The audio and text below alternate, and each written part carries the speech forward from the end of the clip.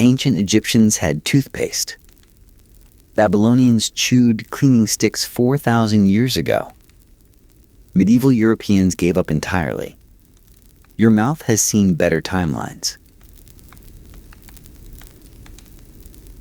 Tonight, we're looking inside mouths across history.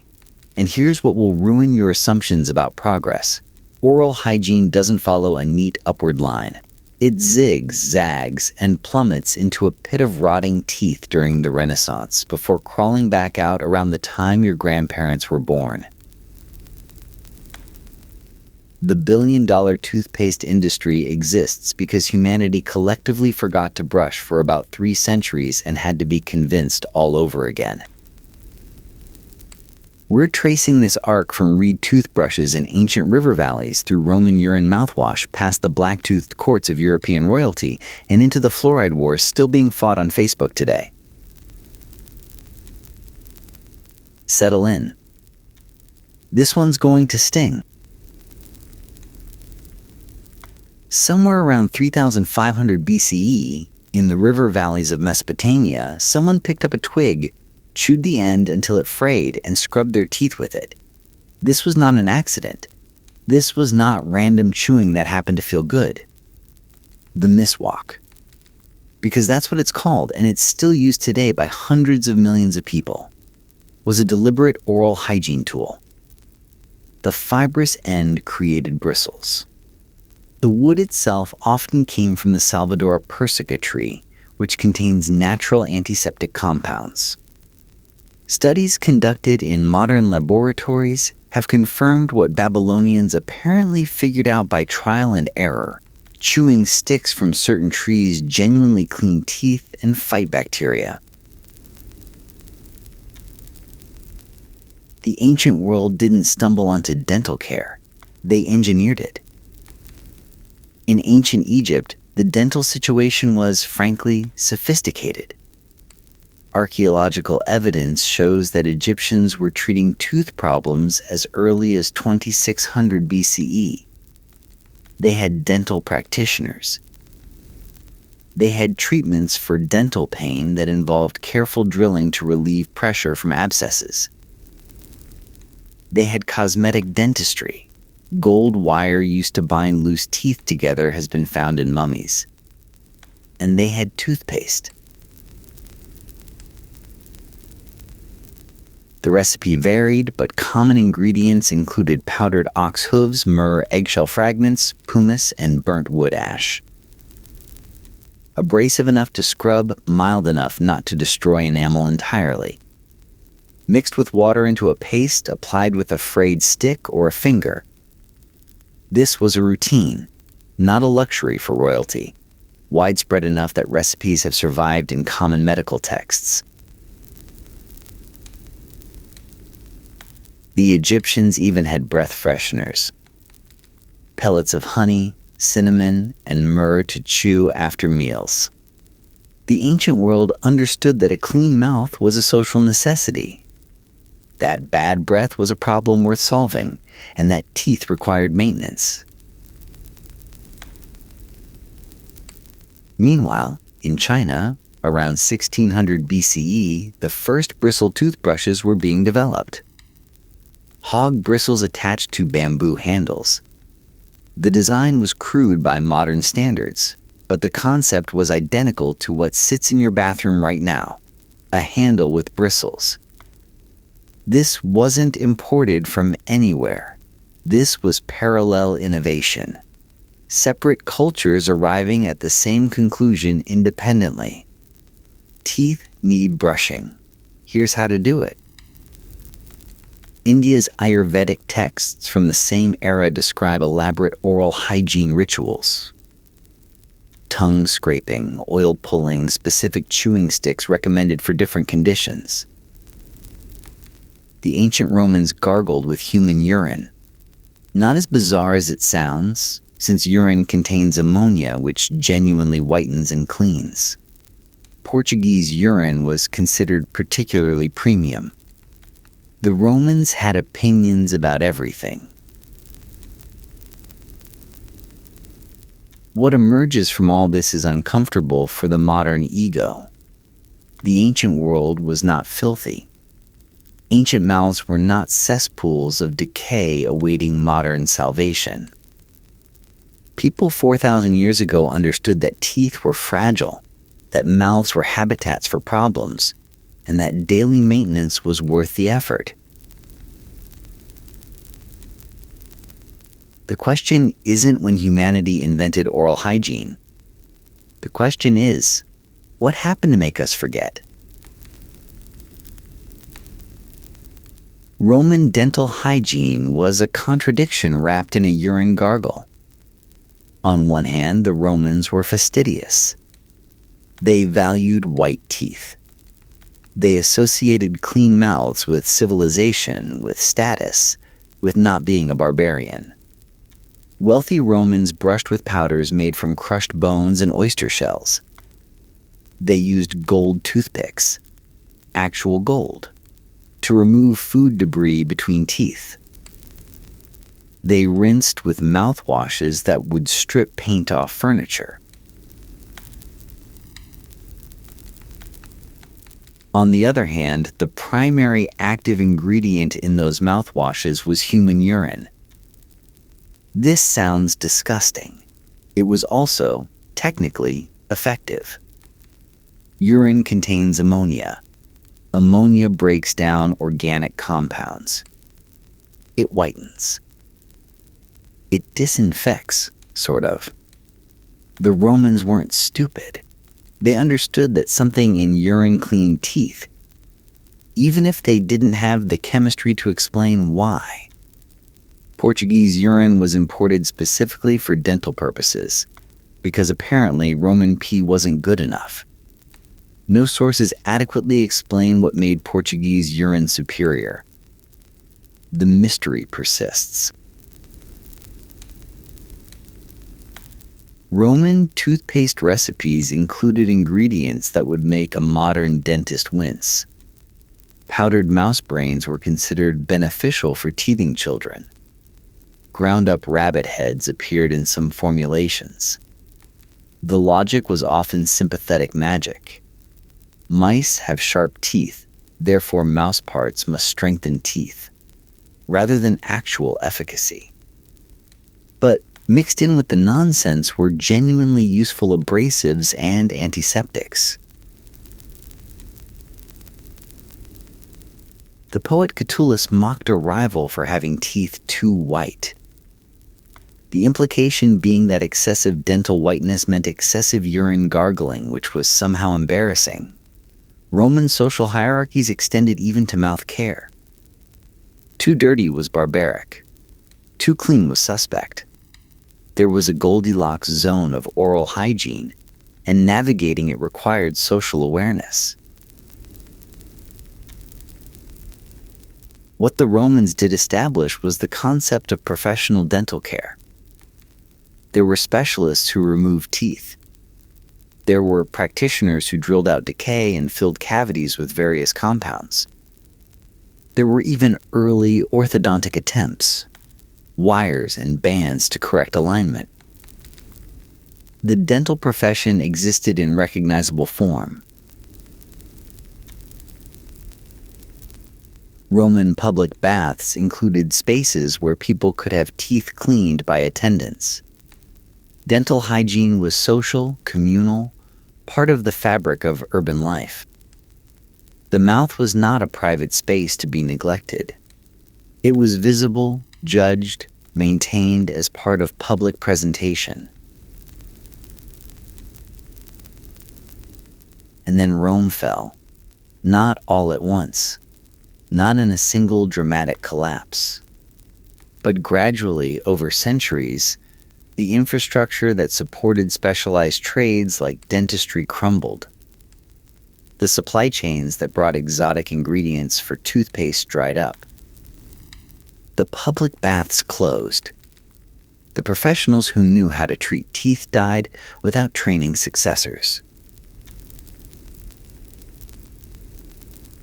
What replaced Rome's organized, if urine-soaked, approach to dental care was something far worse. Nothing.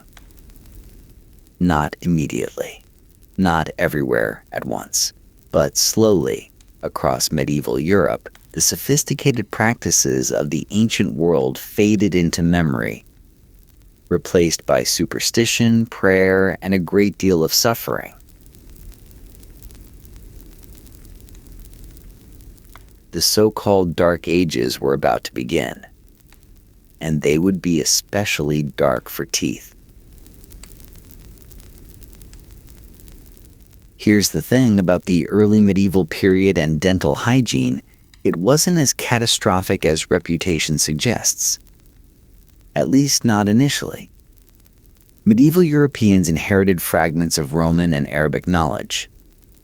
Islamic scholars had preserved and expanded ancient Greek and Roman medical texts, including detailed sections on oral care.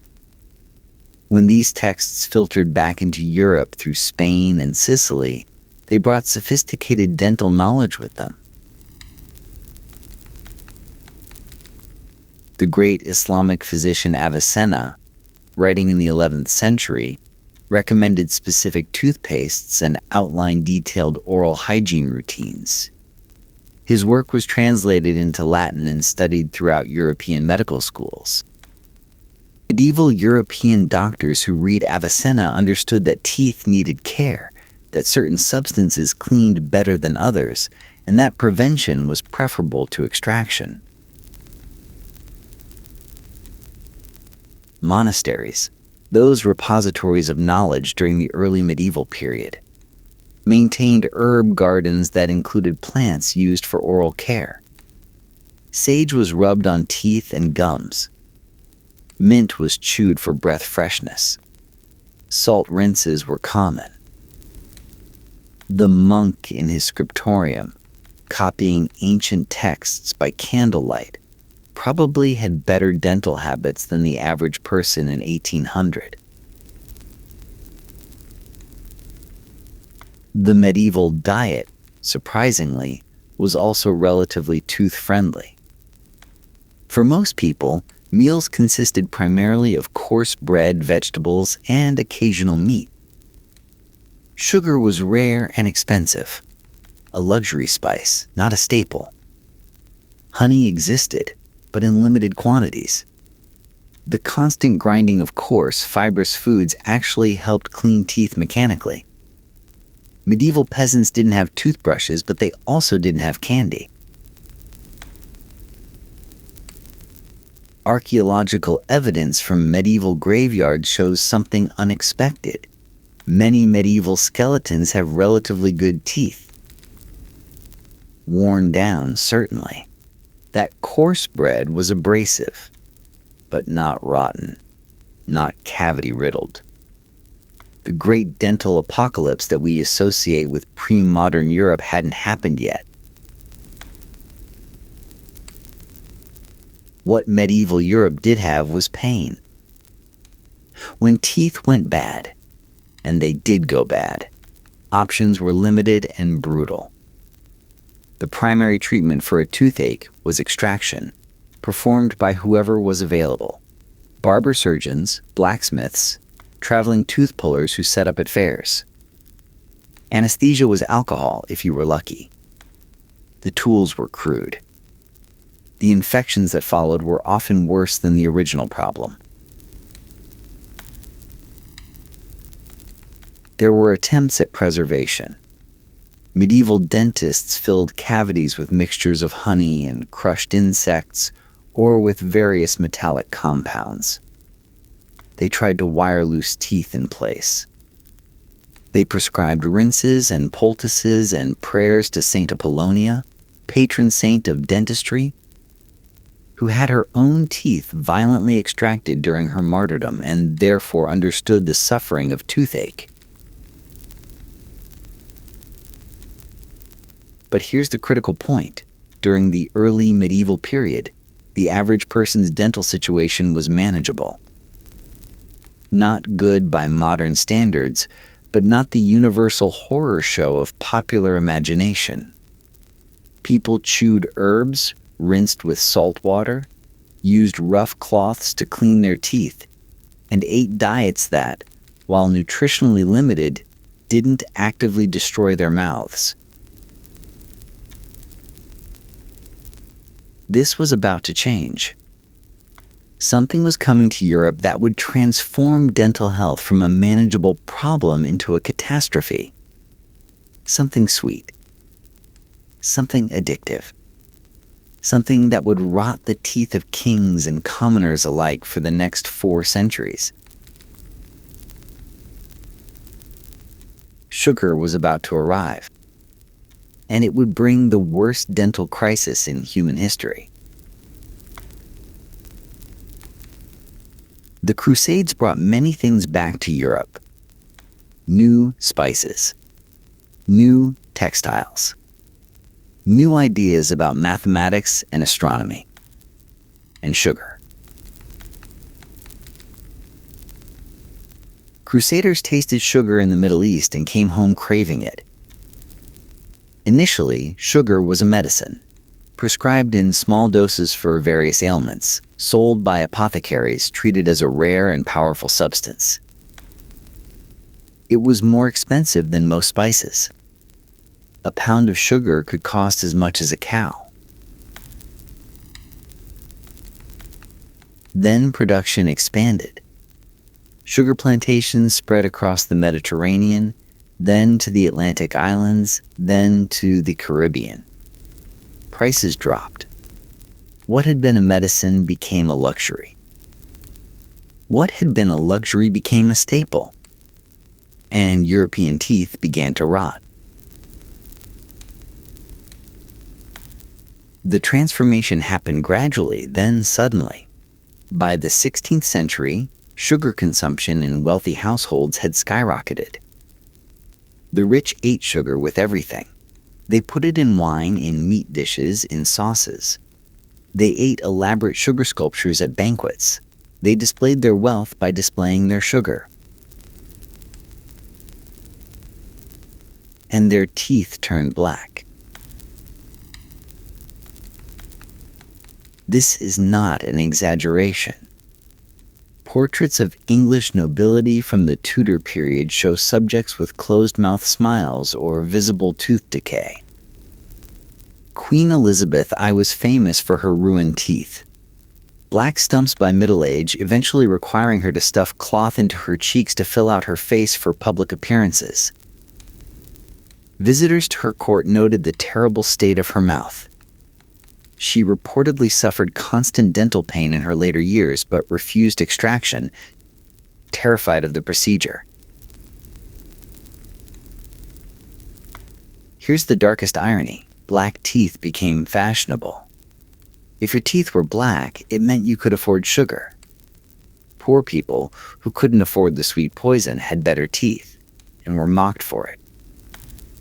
Some accounts describe lower-class individuals actually blackening their teeth artificially to appear wealthy. Status was worth more than health. The connection between sugar and tooth decay wasn't understood in medical terms, but it was noticed. Some physicians warned against excessive sugar consumption. They were ignored. The craving was too strong. The social signaling was too valuable. Europe was addicted, and addiction doesn't listen to warnings. Meanwhile, actual dental care was deteriorating. The specialized knowledge preserved from antiquity was fading. Sugar-rotted teeth needed extraction at unprecedented rates, but extraction techniques hadn't improved. Barber surgeons pulled teeth with the same crude tools, the same lack of anesthesia, the same high risk of infection. Dentistry as a profession barely existed. Anyone with pliers and confidence could set up shop. The poor, who couldn't afford sugar, continued with traditional practices. They chewed herbs rinsed with salt, rubbed their teeth with rough cloths. They maintained, inadvertently, the oral hygiene traditions of their ancestors. Their reward for this virtue was social contempt. The rich, who could afford both sugar and suffering, consumed prodigious quantities, and paid the price. They developed elaborate systems of denial. Portraits were painted with mouths closed. Breath was masked with perfumes and aromatic substances. Conversation was conducted at a distance. The wealthy literally rotted in plain sight while pretending nothing was wrong. This pattern would continue for centuries. Sugar consumption rose. Dental health collapsed. Knowledge of oral hygiene that had existed since Babylon was forgotten or dismissed as unnecessary. Why bother cleaning teeth that were going to rot anyway? Europe had entered its dental dark age. Not because people didn't know better. The knowledge existed. But because sugar was delicious, status was intoxicating, and the consequences were someone else's problem until they suddenly weren't. It would take until the 19th century for anyone to seriously address this catastrophe. By then, millions of mouths had suffered unnecessarily. The ancient wisdom of the miswak, of Egyptian toothpaste, of Roman dental professionals. All of it buried under mountains of sugar and centuries of neglect. But change was coming. Slowly, painfully, through trial and error, humanity would remember how to brush. In 1770, a man named William Addis sat in a London prison, bored, and had an idea that would change dental history. Addis was in Newgate Prison for inciting a riot. The exact nature of his crime is historically murky. Some accounts say political agitation, others suggest it was more ordinary troublemaking. What matters is that he was locked up with nothing but time and the standard prison amenities, which in 18th century England meant cold, rats, and whatever you could scrounge. The standard method for cleaning teeth at the time, if one bothered, was rubbing them with a rag dipped in salt or soot. Addis found this unsatisfying. He'd seen the chewing sticks used in other cultures. References to Asian bristle brushes had filtered into European awareness. And he thought he could do better. He saved a small animal bone from his dinner. He drilled tiny holes in one end. He obtained bristles, likely from a guard or smuggled in. The exact procurement remains mysterious, and he threaded them through the holes, securing them with glue. The result was a handled tool with bristles at the end, a toothbrush in the modern sense. Addis was not the first person to attach bristles to a handle. The Chinese had done it millennia earlier. But Addis was the first person in England to do it, document it, and, crucially, build a business around it. Upon his release from prison, Addis started manufacturing toothbrushes. He used bone handles and boar bristles. He sold them to the public.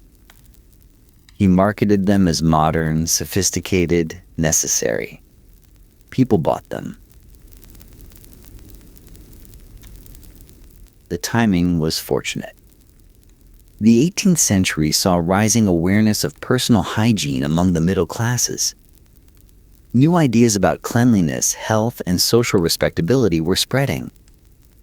The wealthy were tired of rotting teeth. The middle classes were eager to distinguish themselves from the unwashed masses. A toothbrush was both practical and symbolic, a tool for health and a signal of civilization. Addis's company thrived. By the time of his death in 1808, Addis toothbrushes were established British products. The company he founded would continue for nearly 2 centuries, eventually becoming wisdom toothbrushes, still in existence today. A prisoner's boredom project became a dental dynasty. But here's what's remarkable. Even with toothbrushes available, most people didn't use them. Throughout the 19th century, toothbrushes remained relatively uncommon. They were expensive. They wore out quickly. Boar bristles deteriorated fast and harbored bacteria. And decades of dental neglect had normalized bad teeth to the point where many people saw no reason to maintain what was already ruined.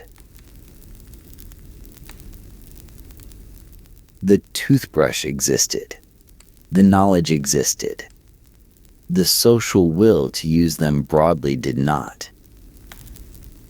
It would take military intervention of all things to finally make brushing routine. In the meantime, the 19th century would bring a new development that would revolutionize dental care. Not a tool, but a substance.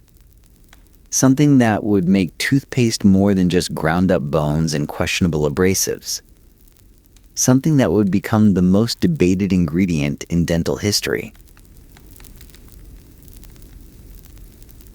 Fluoride was waiting in the wings. And it would take a century of argument to figure out what to do with it. Here is a statistic that explains everything about 20th century dental history. When the United States entered World War II, so many recruits had such terrible teeth that the military classified poor dental health as a national security threat. Young men arriving at training camps had mouths full of decay, infection, and missing teeth. They couldn't eat properly. They couldn't serve effectively. The military needed soldiers who could function, and functioning required working teeth. Something had to be done. What the military did was simple. They issued every recruit a toothbrush and toothpaste, and they required brushing. Twice daily. Mandatory. Supervised in some cases. For millions of young American men, this was their first encounter with consistent oral hygiene. The effect was transformative. Men who had never owned toothbrushes learned to use them. Men who had brushed occasionally learned to brush routinely. The habit formed under military discipline persisted after discharge. An entire generation came home from the war with a new behavior, brushing their teeth every day. The timing aligned with other developments. Nylon bristles, invented by DuPont in the late 1930s, had replaced boar bristles. More hygienic, more consistent, cheaper to produce. Toothpaste formulations had improved, moving away from the dangerous abrasives of the Victorian era towards safer, more effective compounds. The infrastructure for mass dental hygiene finally existed. Commercial toothpaste manufacturers recognized the opportunity. Advertising exploded in the post-war years. Television brought toothpaste commercials into every living room.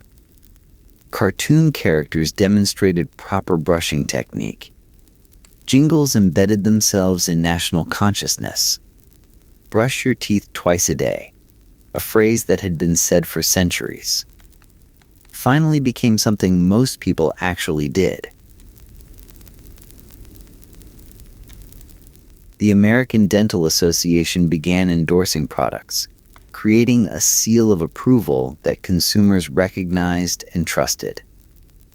Fluoride toothpaste, after decades of research and debate, received official endorsement.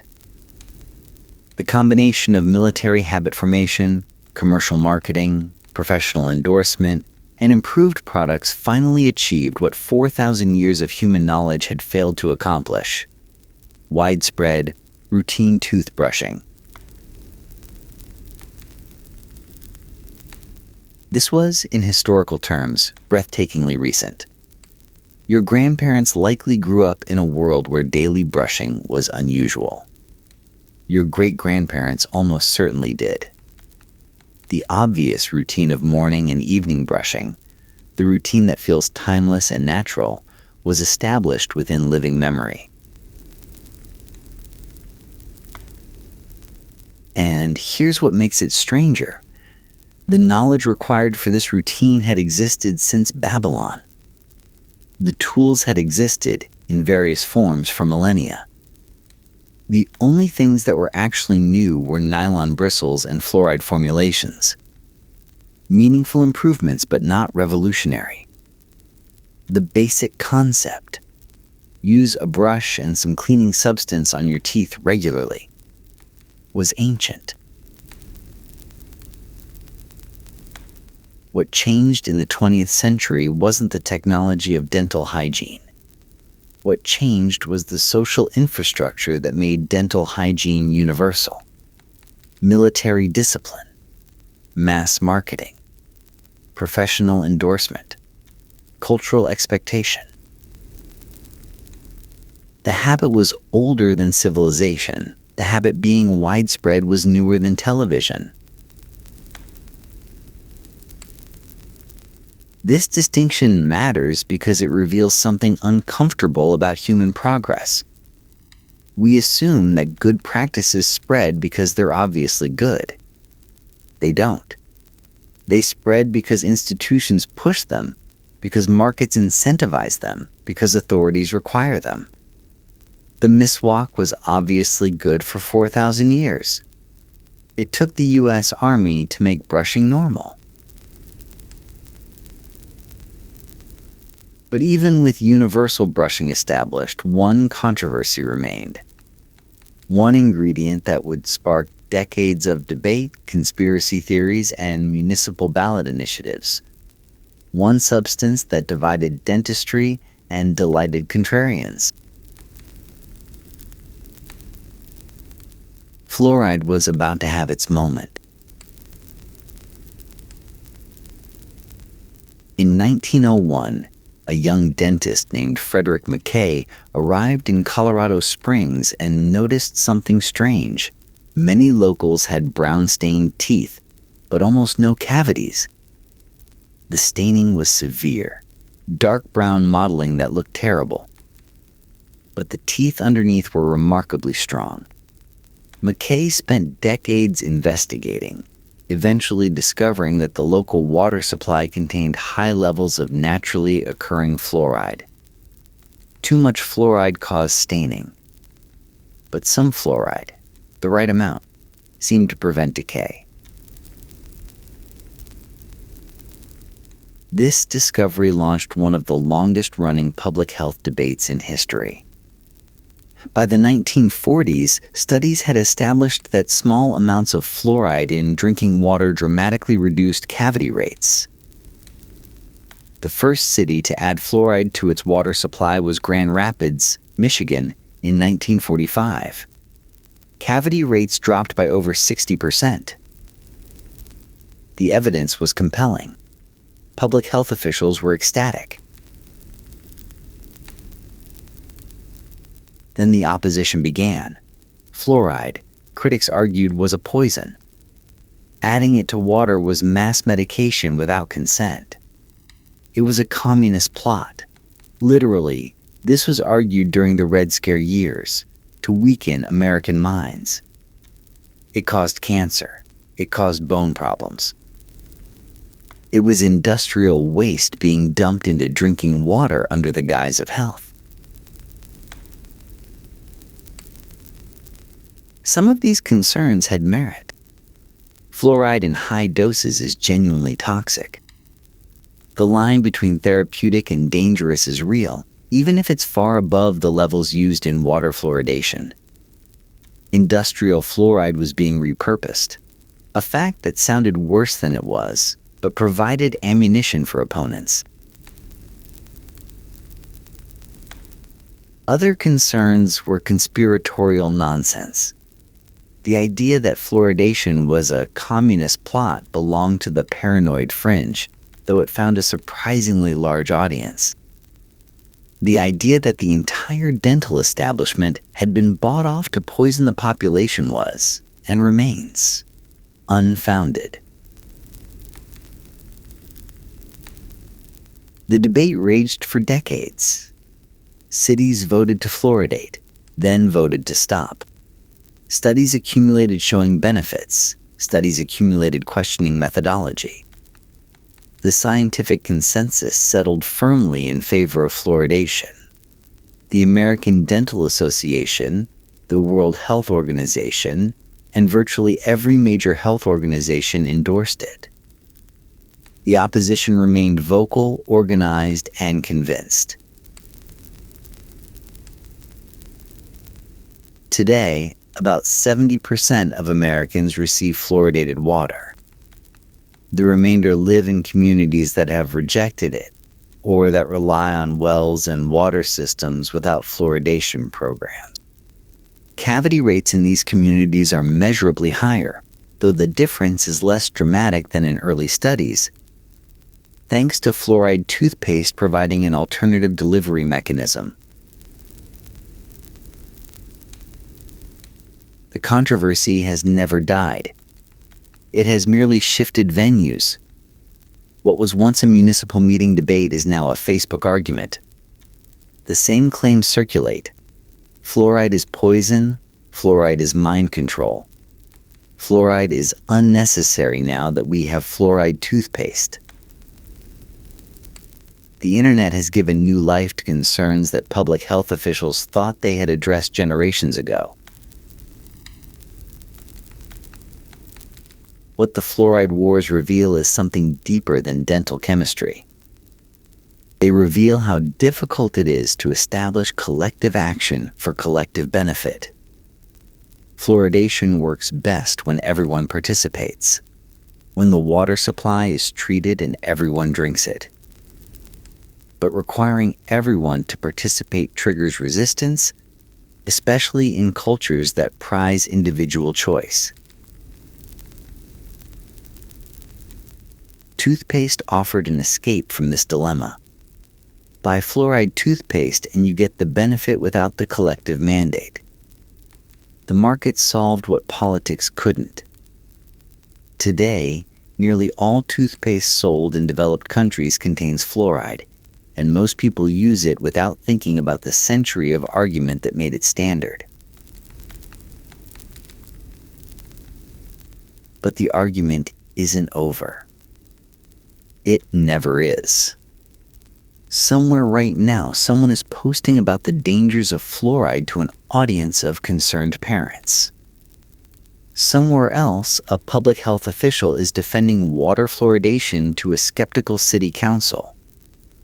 The same debate, the same evidence, the same resistance, cycling endlessly, like a tooth that never stops aching. Welcome to modern dental hygiene. We finally figured out how to brush. We're still arguing about what to brush with. You wake up and for a moment you don't know where the darkness ends and you begin. The room is black, not dim, black. No window, or if there is one, it's been covered with sacking to keep out the cold that seeps in anyway. You're lying on straw that stopped being soft weeks ago, packed down now into a scratchy mat that smells of mildew and other children. Other children. You can hear them breathing around you. Small bodies curled against the chill, shifting in restless half-sleep. You're not sure how many. 4? 6? It changes. Boys come and go in this trade. Mostly go. You're 5 years old, maybe 6. No one told you exactly, and it doesn't matter anyway. What matters is that you're small. Small enough to fit. That's why you're here. That's why the master bought your apprenticeship from whoever sold it. Your parents, the parish, the workhouse. The transaction happened above your head, in words you didn't understand, and then you belonged to someone new. Your shoulders ache. Your knees ache. Your elbows have scabs on scabs, skin that never quite heals before it's scraped raw again. This is normal. This is what your body does now. It hurts, and you ignore it, and you get up anyway. Because the master is stirring. You can hear him in the other room, coughing, spitting, moving toward the door. And when the master moves, you move. The work starts before dawn. It has to. The chimneys need sweeping before the households light their fires for the day. You'll be climbing into flues that were blazing 12 hours ago, bricks still warm enough to burn, soot still thick enough to choke. You're a climbing boy. This is your life now. Get up. The streets of London before dawn are not empty. They're just differently populated. You walk behind the master, your bare feet numb on the cobblestones. The cold is a constant, not sharp anymore, just present, like the ache in your joints. You've learned not to think about it. Thinking about cold makes you colder. Thinking about food makes you hungrier. Better to think about nothing at all. The master carries the brushes and rods over his shoulder. You carry the soot bag, already half full from yesterday, black dust leaking through the seams. The bag is almost as big as you are. This is by design. A small boy and a large bag. Maximum soot, minimum chimney sweep. Around you, the city is waking up in layers. Night soil men finish their rounds, hauling away the contents of chamber pots. Baker's boys carry trays to shops that will open in an hour. Delivery carts rattle toward markets. Everyone is working. Everyone has been working for hours. Work starts when work needs to start, and what you need doesn't enter into it. The houses you pass are tall and dark, windows shuttered, chimneys cold. Soon those chimneys will need cleaning. Some of them will be yours. The master doesn't speak to you on these walks. There's nothing to say. You know what you're doing. You've known since the first week when he showed you once and then expected you to remember. You remember. The alternative to remembering is the alternative to everything. Beatings first, then starvation, then the street, then the workhouse, then back to another master who will teach you the same lessons harder. You pass other climbing boys on the street. You recognize them by their size and their color. Skin permanently gray with embedded soot. No amount of washing able to get it out. Not that washing happens often. Water costs money. You're not worth the expense. One of the boys catches your eye. He's about your age, maybe a year older. He doesn't wave, neither do you. There's a kind of kinship in the glance, but it's not friendship. Friendship requires energy you don't have. What you share is simpler, recognition. You see each other. You know what each other knows. That's enough. The master stops in front of a townhouse. 4 stories, brick facade, multiple chimneys visible on the roof. A big house. Big chimneys. He pounds on the servant's entrance. A housekeeper appears, irritated at the hour, but expecting you. She leads you through the kitchen, past the scullery maid already scrubbing pots, to the first fireplace. This is it. Time to work. Time to climb. The fireplace opening is about 14 inches wide. The flue above it narrows further. You strip off your shirt, what's left of it, and hand it to the master. Soot clings better to bare skin, and you'll need to feel the walls to navigate. The air coming down the chimney is warm, which means the fire was burning recently. The bricks will be hot. Not burning hot, probably. Probably survivable. You step into the fireplace. The soot is ankle deep, soft and powdery on top, compacted beneath. You scoop it out into the bag, clearing space to stand, clearing space to begin. The smell is thick and familiar. Burned wood, cried ash, and something metallic underneath that you can't identify but have learned to recognize as chimney. The master hands you a small brush and says 2 words. All the way up. Through the flue, past the bends, to the pot on top where daylight waits. You've done this before. You know what's coming. Knowing doesn't help. You reach up and find the first handholds. Small ledges in the brickwork, gaps in the mortar, anything your fingers can grip. Your elbows press against opposite walls. Your knees do the same. You push with your feet, pull with your hands, and begin to rise. Immediately, the darkness is total. The fireplace opening disappears below you, swallowed by soot and angles. You can't see anything. You navigate by feel. The texture of brick under your fingers, the width of the flue pressing against your shoulders, the direction of the draft telling you which way is up. The soot falls around you, into your eyes, your nose, your mouth. You've learned to keep your lips pressed tight, to breathe through a scrap of cloth tied over your face. When you remember to bring it, when it hasn't fallen off, when the master hasn't taken it away as punishment for something. Today you don't have it. Today you breathe soot.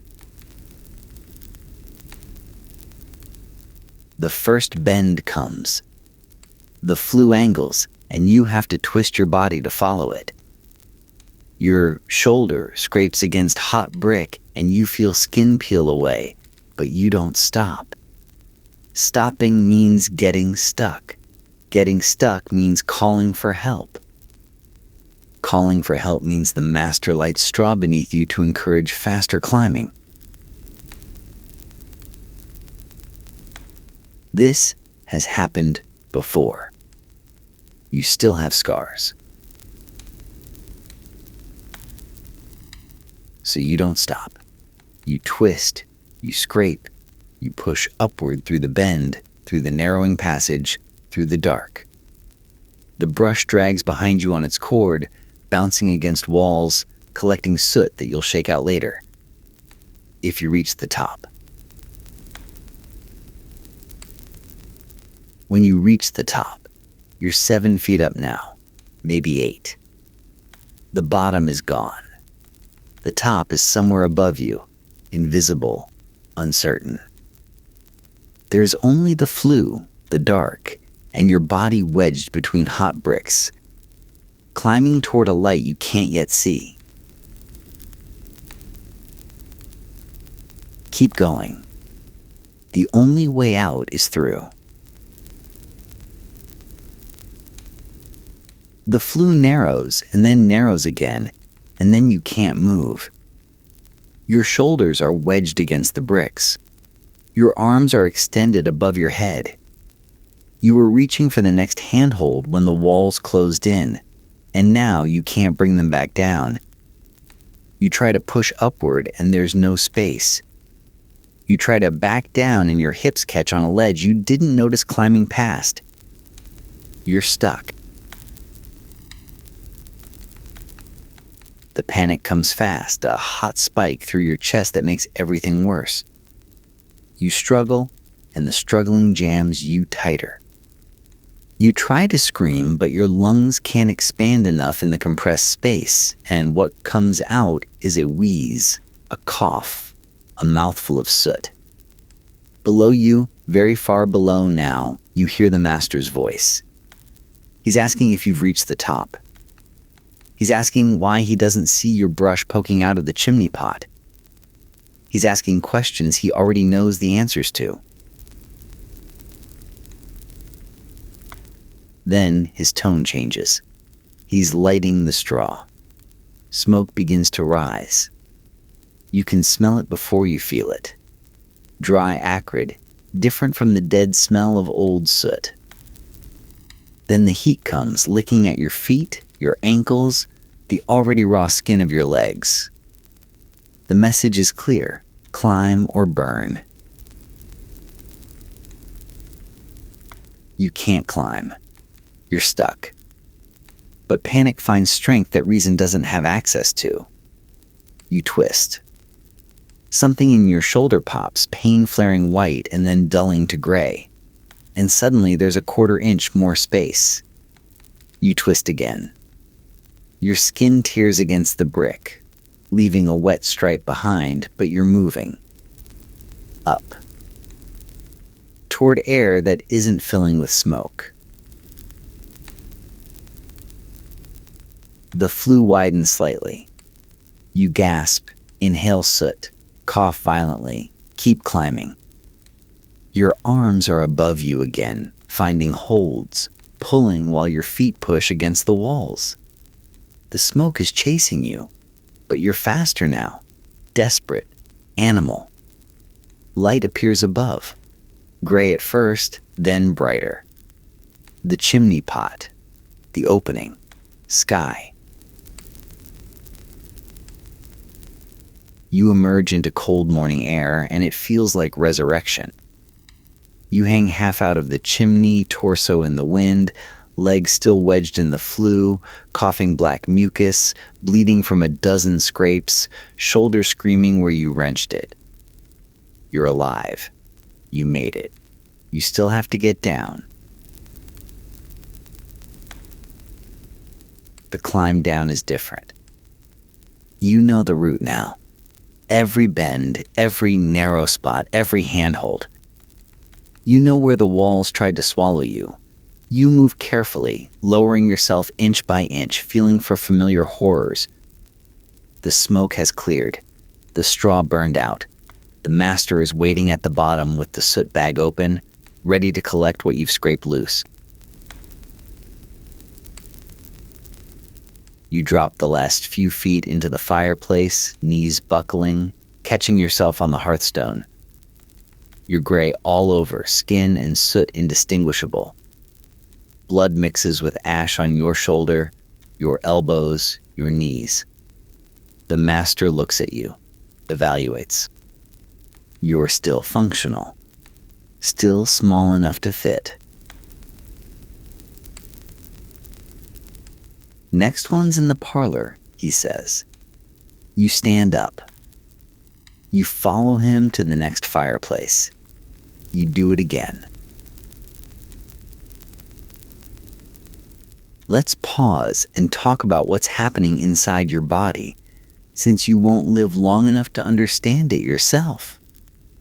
The soot you're breathing contains hundreds of compounds.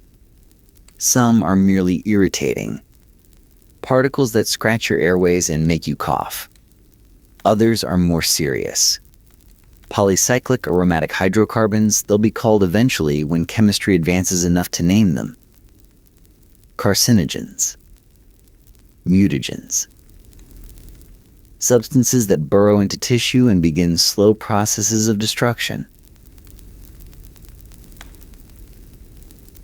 Your lungs are already changing. The tiny air sacs that exchange oxygen for carbon dioxide are coating over, clogging up, losing function. You cough constantly. All climbing boys cough constantly. And what comes up is black.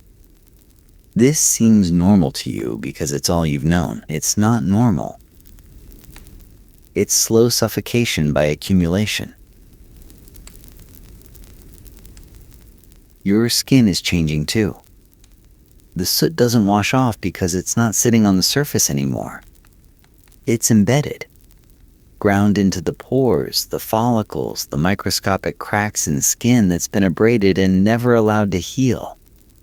Your body is absorbing these compounds through every available surface, adding to the load your lungs are already carrying.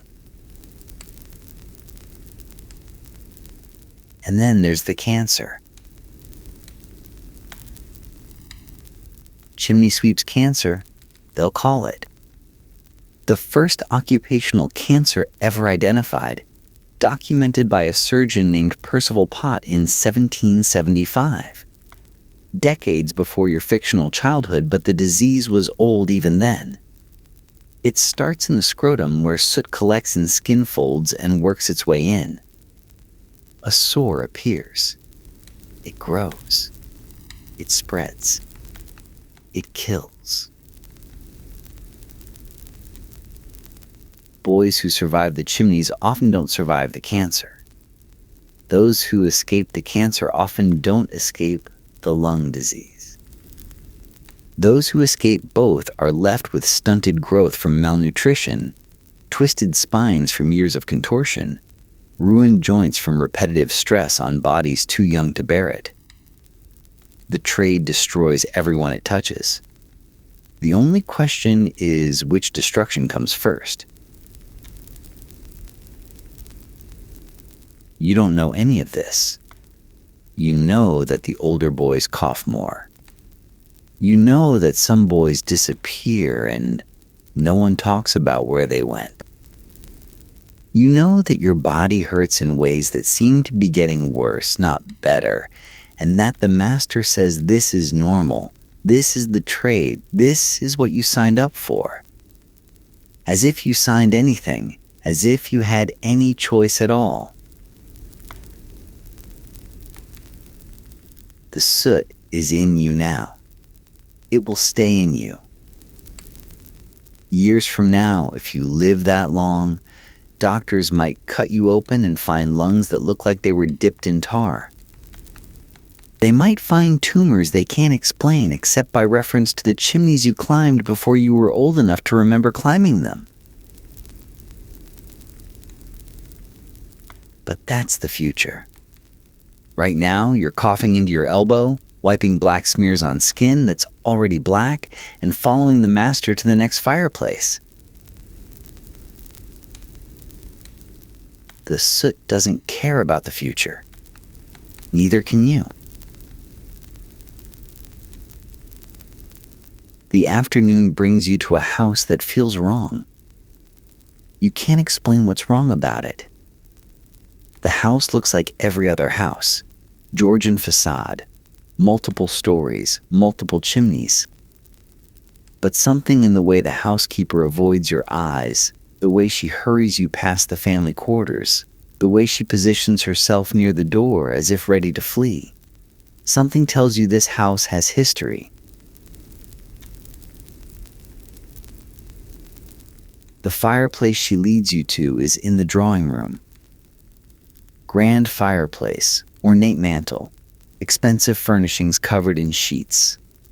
The room hasn't been used recently. The fireplace hasn't been swept recently either. Years of soot have accumulated. The flue will be bad. The master looks at the fireplace, looks at you, looks back at the fireplace. He's calculating. The opening is narrow, narrower than most. The homeowner probably paid extra for the decorative surrounds that reduce the working space. Fashion over function. Elegance over practicality. "You'll fit," he says. It's not a question. You strip off your shirt. You step into the fireplace. The soot is thick, compacted, almost solid in places. You have to dig with your hands before you can even begin to climb. The smell is different here. Older, damper, with something underneath that you recognize but can't name. You begin climbing. The flue is tight immediately, tighter than the ones this morning. Your shoulders scrape both walls from the start.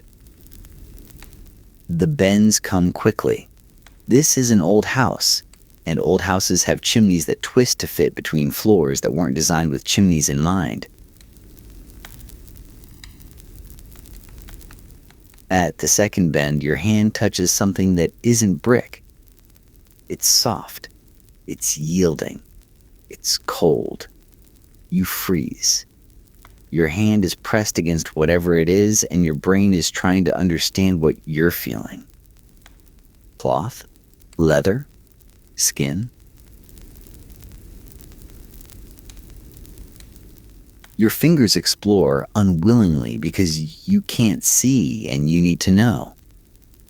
The shape becomes clear.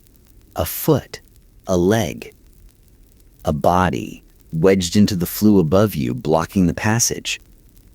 A climbing boy who didn't make it out. The scream that rises in your throat dies before it reaches your mouth. You can't scream here. There's no air, no space, no room for the expansion that screaming requires.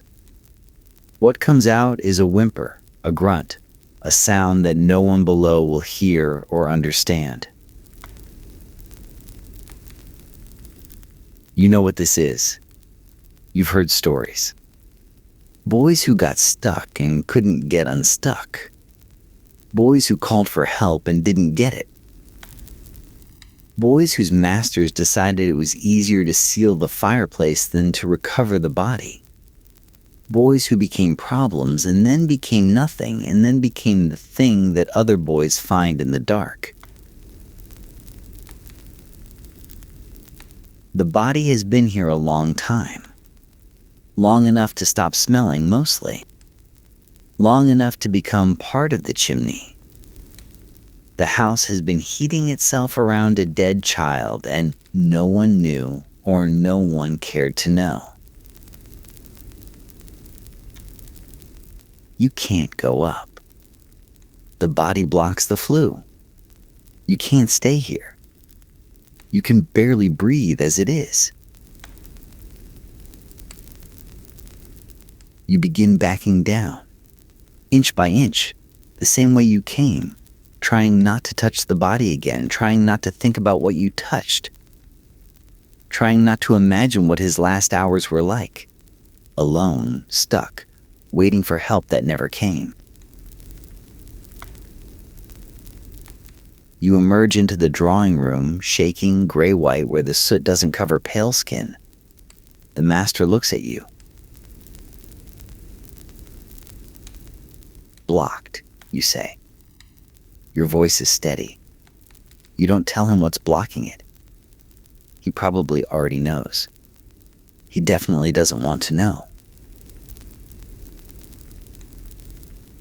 He grunts, turns to the housekeeper. "That'll be extra." They negotiate. You stand by the fireplace, breathing air that suddenly seems precious, and try not to think about the boy in the chimney who will stay there forever. Not assassins in black pajamas. Mostly spies, arsonists, and farmers who were very good at not being noticed.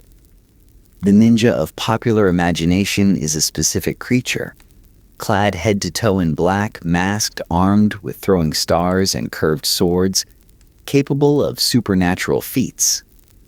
Walking on water, disappearing in puffs of smoke, killing with silent precision before vanishing into the night. This ninja stars in movies, populates video games, sells Halloween costumes, and serves as a metaphor for anything stealthy and effective. This ninja never existed. The real shinobi, the historical figures behind the legend, were something far more interesting and far less cinematic. They were intelligence operatives. They were saboteurs. They were scouts, informants, and arsonists. They were farmers and merchants and monks who happened to have unusual skill sets and flexible relationships with the truth. Most of them never killed anyone. Many never even carried weapons. Their job wasn't assassination. It was information. And the black costume, a theatrical invention, created centuries after the shinobi's heyday, designed for the stage rather than the shadows. The real history is messier, more human, and ultimately more fascinating than the myth. It involves provincial power struggles, agricultural communities with military sidelines, centuries of refinement of unglamorous skills like map reading and arson, and a fundamental misunderstanding that transforms spies into superheroes. The shinobi emerged from a specific time and place, feudal Japan, roughly the 15th through 17th centuries, in regions where geography and politics combined to create demand for unconventional warfare. They filled a niche that samurai couldn't fill. Not because samurai were incapable, but because samurai honor codes made certain necessary tasks unacceptable. Someone had to gather intelligence on enemy castles. Someone had to start fires behind enemy lines. Someone had to spread misinformation, bribe officials, scout terrain, and perform the 1,000 unglamorous tasks that wars actually require. The samurai code forbade these things. The shinobi code didn't exist. They just did what needed to be done. This was their purpose: to be useful in ways that honorable warriors couldn't be, to do the dirty work, to operate in the gaps between what war was supposed to be and what war actually was. No throwing stars, no smoke bombs, no wall running or water walking. Just patient, careful, unglamorous work performed by people whose greatest skill was not being remembered. Let's meet them properly. Not the legends, the people behind the legends. The farmers who moonlighted as spies. The guides who doubled as saboteurs. The invisible professionals who shaped Japanese history and then disappeared so thoroughly that we had to invent cartoon versions to remember them at all. The mountains of Iga and Kuga provinces were not easy places to conquer. Tucked into central Honshu, surrounded by peaks and accessible only through narrow passes, these regions developed a fierce independence during Japan's centuries of civil war. While great lords, the daimyo, carved up the lowlands into competing domains, the mountain communities of Iga and Kuga remained stubbornly autonomous. They had no single lord. They governed themselves through councils of local families. They answered to no one. This independence came with costs. Without powerful patrons, the Iga and Kuga communities couldn't field conventional armies. They couldn't match the samurai forces of lowland domains in open battle. What they could do was make themselves too expensive to conquer. Not through strength, but through inconvenience. The terrain helped. Mountain passes could be ambushed. Supply lines could be harassed.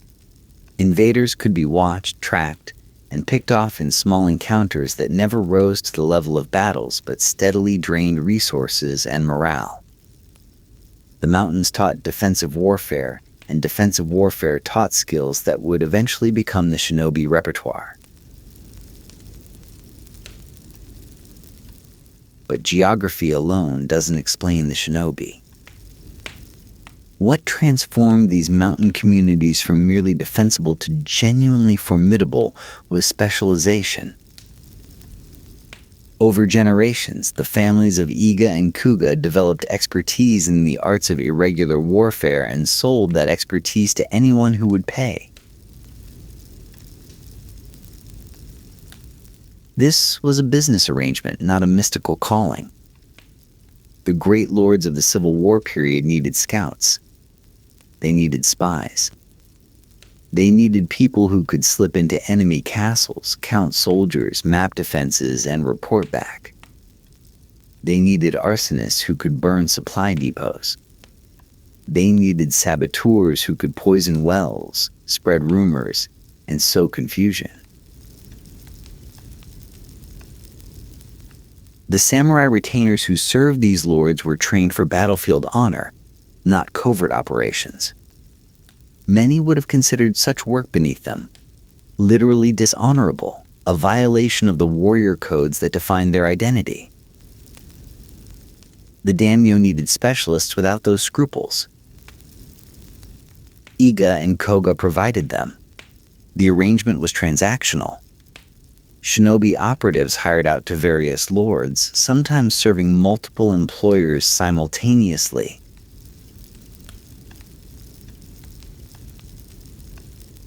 Loyalty extending exactly as far as payment. They were mercenaries of the shadow world, professionals who sold skills rather than allegiance. A shinobi who worked for Lord A in spring might work for Lord A's enemy in autumn, and neither employer would be surprised. This was understood, built into the business model. The work was dangerous. Certainly. Captured shinobi could expect torture and execution. But the work was also lucrative, and the mountain communities of Iga and Kuga built their economies around it. Farming sustained them between contracts. Espionage made them wealthy. This is where shinobi came from, not from mystical traditions or secret temples, but from agricultural communities that diversified into military consulting. Farmers by day, spies by arrangement. Practical people solving practical problems in impractical times. The myth would come later. First came the work. The black costume is a lie. A useful lie, dramatically effective, but a lie nonetheless. Think about it for a moment. If your job is to infiltrate enemy territory without being noticed, what's the worst possible thing you could wear? A distinctive outfit that marks you immediately as an infiltrator. A costume that exists nowhere in ordinary society. A uniform that screams, "I am a spy" to anyone who sees it. Real shinobi dressed to blend in. They wore what everyone else wore. Farmers' clothes when posing as farmers. Merchants' robes when posing as merchants. Monks' habits when posing as monks. The whole point was invisibility, and invisibility meant looking exactly like you belonged. The most common shinobi disguises were the most common identities. Agricultural workers, traveling salesmen, religious pilgrims, wandering entertainers. These were people who had legitimate reasons to move around, to ask questions, to observe their surroundings without arousing suspicion. A farmer working a field near a castle could watch troop movements all day without anyone thinking twice. A merchant selling goods could talk to servants and soldiers, picking up gossip, building a picture of enemy strength. When shinobi did operate at night, and they did sometimes, they still didn't wear black. Dark blue was preferred, actually. Pure black creates a silhouette against the night sky. Very dark blue blends better with natural darkness. This is a detail that actual practitioners would have known and that costume designers ignore. So where did the black costume come from? Kabuki theater. Specifically, the theatrical convention of Kuroko. Stagehands dressed entirely in black who move props and assist actors while the audience pretends not to see them. In Kabuki, black clothing signals invisibility. The audience's eye learns to skip over figures in black, treating them as part of the scenery rather than participants in the drama. Playwrights realized this convention could be used for dramatic effect. When a character needed to appear suddenly, an assassin, a supernatural being, anyone who shouldn't be there, they could enter dressed as a Kuroko, invisible to the audience until they acted. The revelation created shock. Someone we were trained to ignore was actually important. Shinobi characters in Kabuki plays inherited this staging convention. They dressed as Kuroko because that's how you show someone is meant to be unseen. Audiences understood the metaphor. Over time, the metaphor became the reality in popular imagination. The theatrical costume became the historical costume, and the farmers in plain clothes were forgotten. The black pajama ninja was invented on stage, centuries after real shinobi had disappeared. The legend ate the history, and the history was much more interesting. The real skills of shinobi were boring. Devastatingly, practically undramatically boring.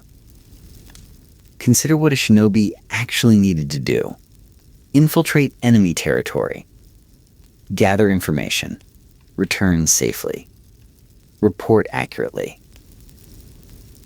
Each step required skills that would never make a compelling movie scene but were absolutely essential in practice. First, travel. A shinobi had to move through unfamiliar landscapes without getting lost, without attracting attention, and without leaving obvious traces.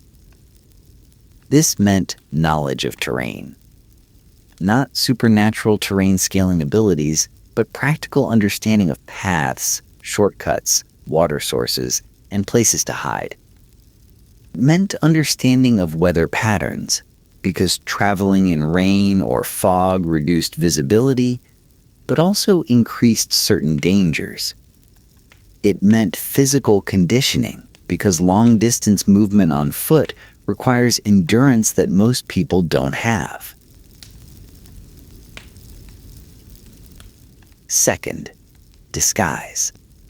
Not the theatrical disguise of false mustaches and dramatic costume changes, but the deep disguise of actually becoming another person.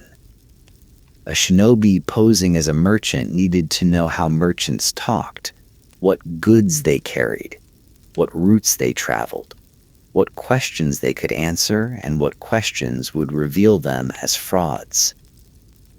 This required research, preparation, and the ability to maintain a persona under pressure. Third, observation.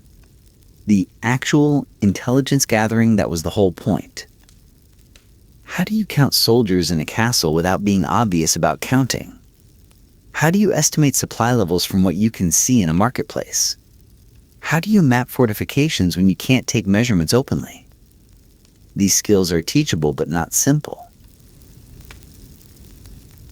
They require training, practice, and a certain mental discipline that most people never develop. Fourth, memory. Shinobi couldn't take notes. Writing things down created evidence. Everything observed had to be memorized. troop numbers, castle layouts, overheard conversations, names, and faces, and carried back in the operative's head. Memory training was fundamental to shinobi education, far more important than combat training.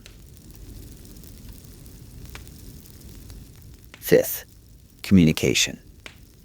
Information is useless if it can't be transmitted. Shinobi developed methods for sending messages secretly, using codes, hidden writing, and trusted courier networks. They also developed methods for spreading misinformation, planting false rumors, forging documents, creating confusion in enemy ranks.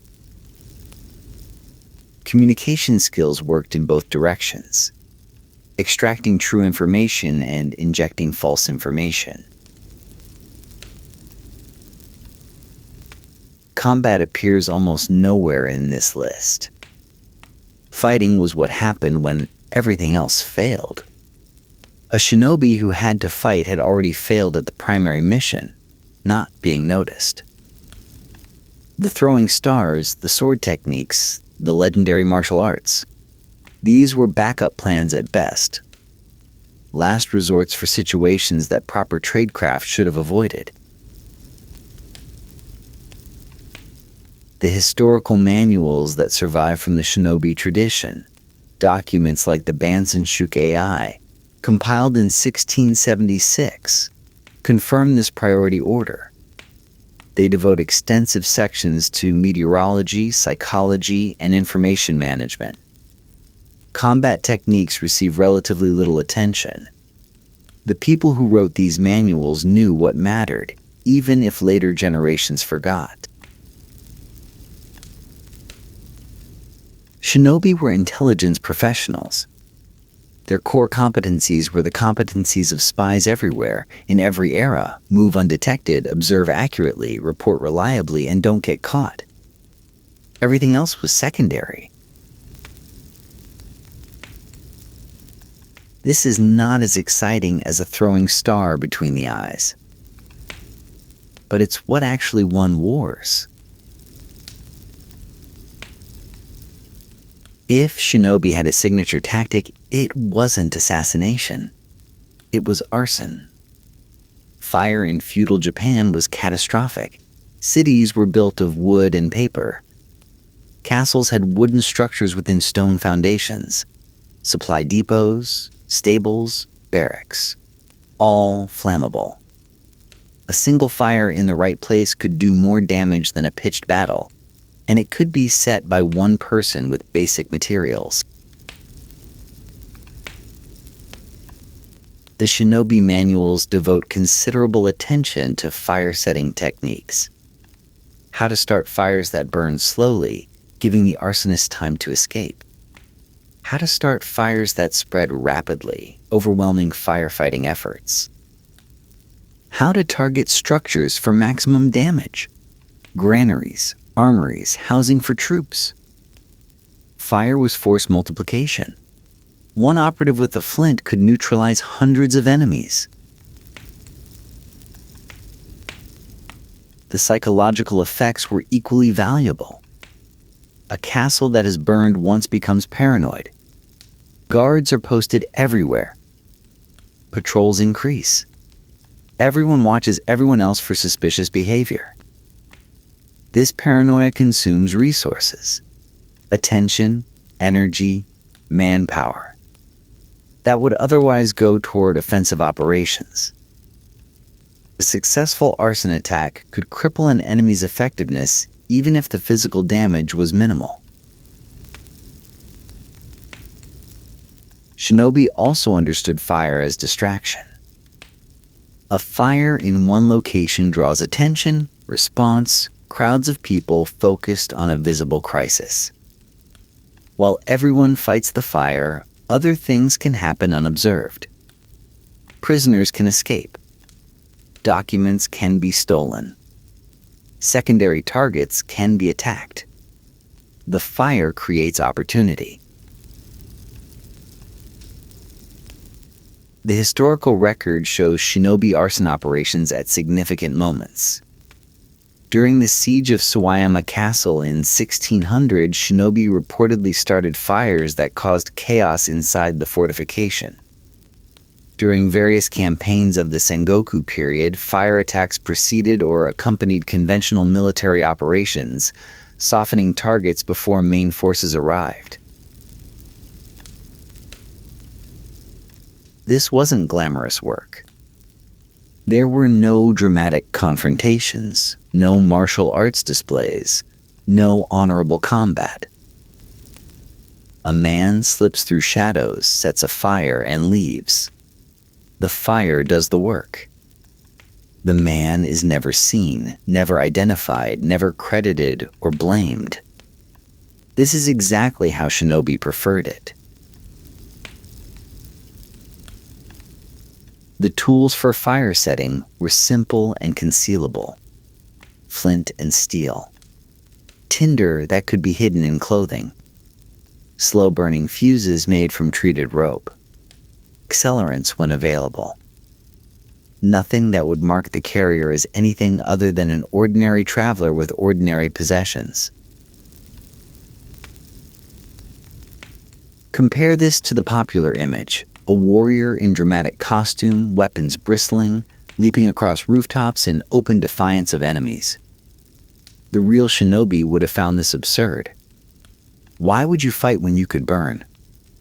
Why would you risk detection when you could work unseen? Why would you make yourself a target when you could make everything else a target instead? Fire was the shinobi weapon because fire was effective, deniable, and safe for the operative. Honor had nothing to do with it. Results did. The castles that burned across feudal Japan burned in the dark, set by men no one remembered. That was the point. There is one moment in history where shinobi fought as a conventional military force. It went badly.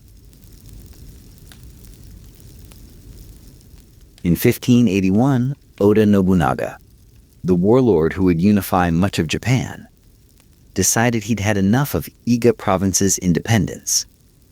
The mountain communities that had supplied spies and saboteurs to his enemies for decades were a nuisance he could finally address.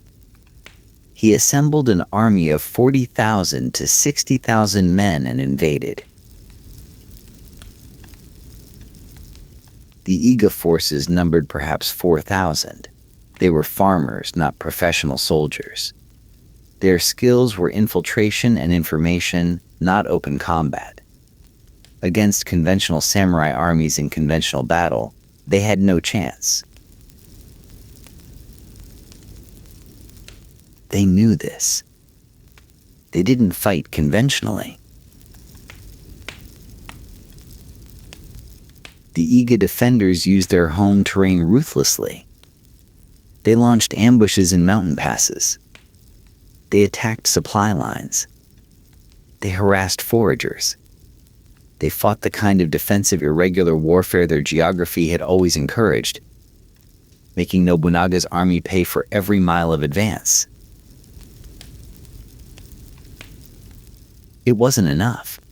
Numbers and resources matter, and Nobunaga had overwhelming quantities of both. His forces pushed through the passes, burned villages, killed resistors. The invasion was brutal, intentionally so, designed to crush not just resistance but the capacity for future resistance. Some Iga families survived by fleeing to neighboring provinces. Some survived by submitting and swearing loyalty to Nobunaga. Some survived through luck, hidden in mountains the invaders didn't bother to search. The community that had made Iga synonymous with shinobi was scattered, diminished, fundamentally broken. The survivors eventually found employment with other lords, including, ironically, Nobunaga's successors. Tokugawa Ieyasu, who would finally unify Japan and establish the shogunate that lasted until the 19th century, employed former Iga men in his intelligence operations. The skills survived even as the community dispersed. But the invasion of 1581 demonstrated something important. Shinobi were not super soldiers. They were specialists who thrived in specific conditions: covert operations, intelligence work, the shadowy margins of warfare. Put them in a stand-up fight against a real army, and they died like anyone else. The legend suggests otherwise. The legend implies that shinobi possessed secret martial arts that made them invincible in combat, that their training produced warriors superior to samurai, that they could have won battles if they chose to fight them. The history shows farmers with specialized skills getting crushed by professional soldiers who outnumbered them 10 to 1.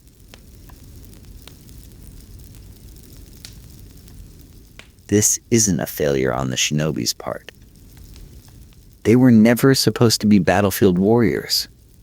Their entire purpose was to avoid battles, to operate in spaces where battles didn't happen, to achieve effects without fighting. Judging shinobi by their combat performance is like judging fish by their tree climbing. It misses the point entirely. What the Iga invasion actually shows is how valuable the shinobi had been. Nobunaga didn't commit 40,000 troops to neutralize a minor military threat. He committed that force because the intelligence and sabotage capabilities of Iga had been genuine strategic problems. The scale of the response reflects the scale of the annoyance. The shinobi lost the battle because battles weren't their domain. But they had been winning the shadow war for generations. The most famous ninja who ever lived was, technically, a samurai. Hattori Hanzo.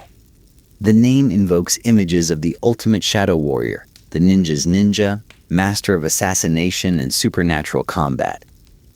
Video games feature him. Movies reference him. He has become the archetype, the name that means ninja to audiences worldwide. The historical Hattori Hanzo was a vassal of Tokugawa Ieyasu, a samurai commander who served in conventional battles and earned distinction through conventional military service. He fought at major engagements. He led troops. He was decorated for bravery in combat, the kind of public, honor-based warfare that shinobi were supposed to avoid. Where the shinobi connection enters is in Hanzo's background and his secondary role. His family came from Iga province. He had connections to the shinobi networks there. And he served Tokugawa Ieyasu in intelligence and covert operations as well as open warfare, commanding groups of Iga men, coordinating information gathering, handling the shadow work that samurai commanders didn't discuss publicly. The historical record shows Hanzo leading Ieyasu through Iga territory during a dangerous retreat in 1582, using local knowledge and contacts to navigate safely when conventional routes were compromised. This was classic shinobi work, knowing the terrain, having trustworthy local connections, moving through dangerous space without being caught. But Hanzo himself was a samurai. He wore samurai armor. He carried samurai swords. He fought in samurai battles and earned samurai honors. The idea that he was a black-clad shadow warrior silently assassinating enemies in the night comes from legend, not history. The legend grew after his death. Kabuki plays featured ninja characters named Hanzo. Popular stories accumulated around the name. Each retelling added abilities, subtracted context, moved further from the administrative reality of a samurai officer with unusual provincial connections. By the time the legend reached modern media, the historical Hanzo had disappeared entirely, replaced by the archetype he'd become. This pattern repeats throughout ninja mythology. Real people with real shinobi connections get transformed into supernatural warriors. Administrative records get replaced by dramatic narratives, the boring truth. That shinobi work was mostly paperwork, preparation, and patient observation. Gets replaced by combat sequences and impossible acrobatics. Hattori Hanzo probably did coordinate intelligence operations. He probably did command men trained in shinobi traditions. He probably did perform covert work that never appeared in official records. What he almost certainly did not do was wear a black costume, throw shuriken at enemies, or possess superhuman fighting abilities. The real Hanzo was interesting because he bridged worlds. Samurai and shinobi, public honor and private operations, the warfare everyone saw and the warfare no one discussed. The legendary Hanzo is interesting because he's cool. History had to settle for being true. Legend got to be exciting. Let's address the weapons, because the weapons are where the myth diverges most dramatically from reality. Throwing stars, shuriken, did exist. They were not, however, primary weapons. They were not particularly lethal. And they were not thrown with the spinning, whistling across the room accuracy that movies suggest. Historical shuriken were small metal objects designed for distraction and delay. Throw one at a pursuer's face, and they'll flinch, giving you a moment to escape.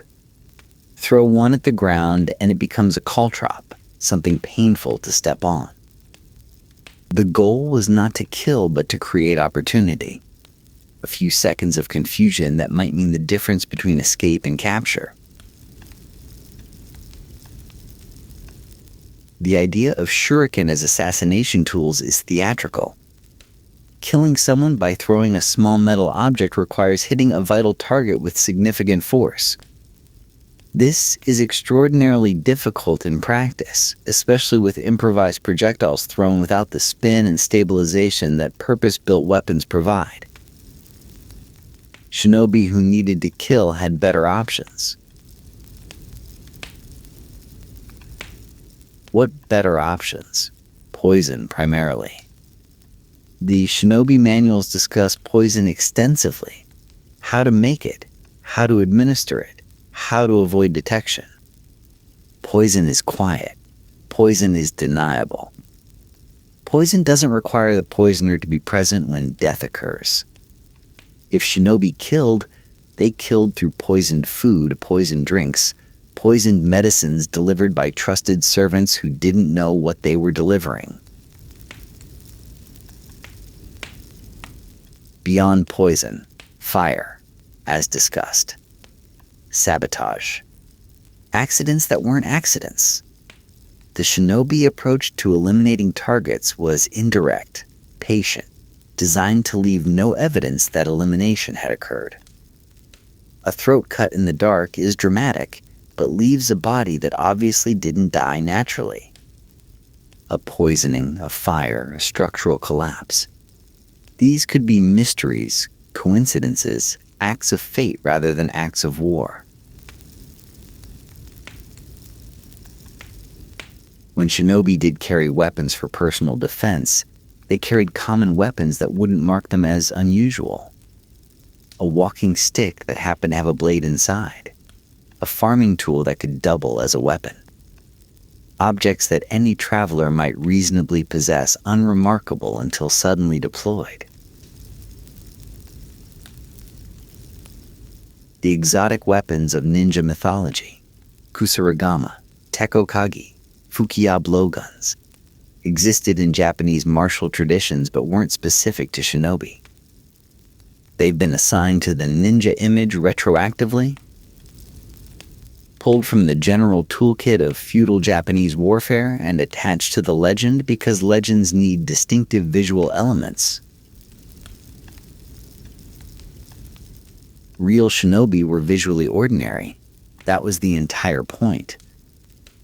A man bristling with unusual weapons is a man who draws attention. Shinobi couldn't afford attention. They carried whatever everyone else carried, and they were very careful about when and how they used it. Invisibility meant blending in. Blending in meant no throwing stars on the belt. The shinobi disappeared because they became unnecessary. When Tokugawa Ieyasu unified Japan in 1603, he established a system designed to prevent the chaos of the preceding centuries. The Tokugawa shogunate controlled the daimyo through elaborate regulations, required attendance at the capital, limits on castle building, restrictions on military forces.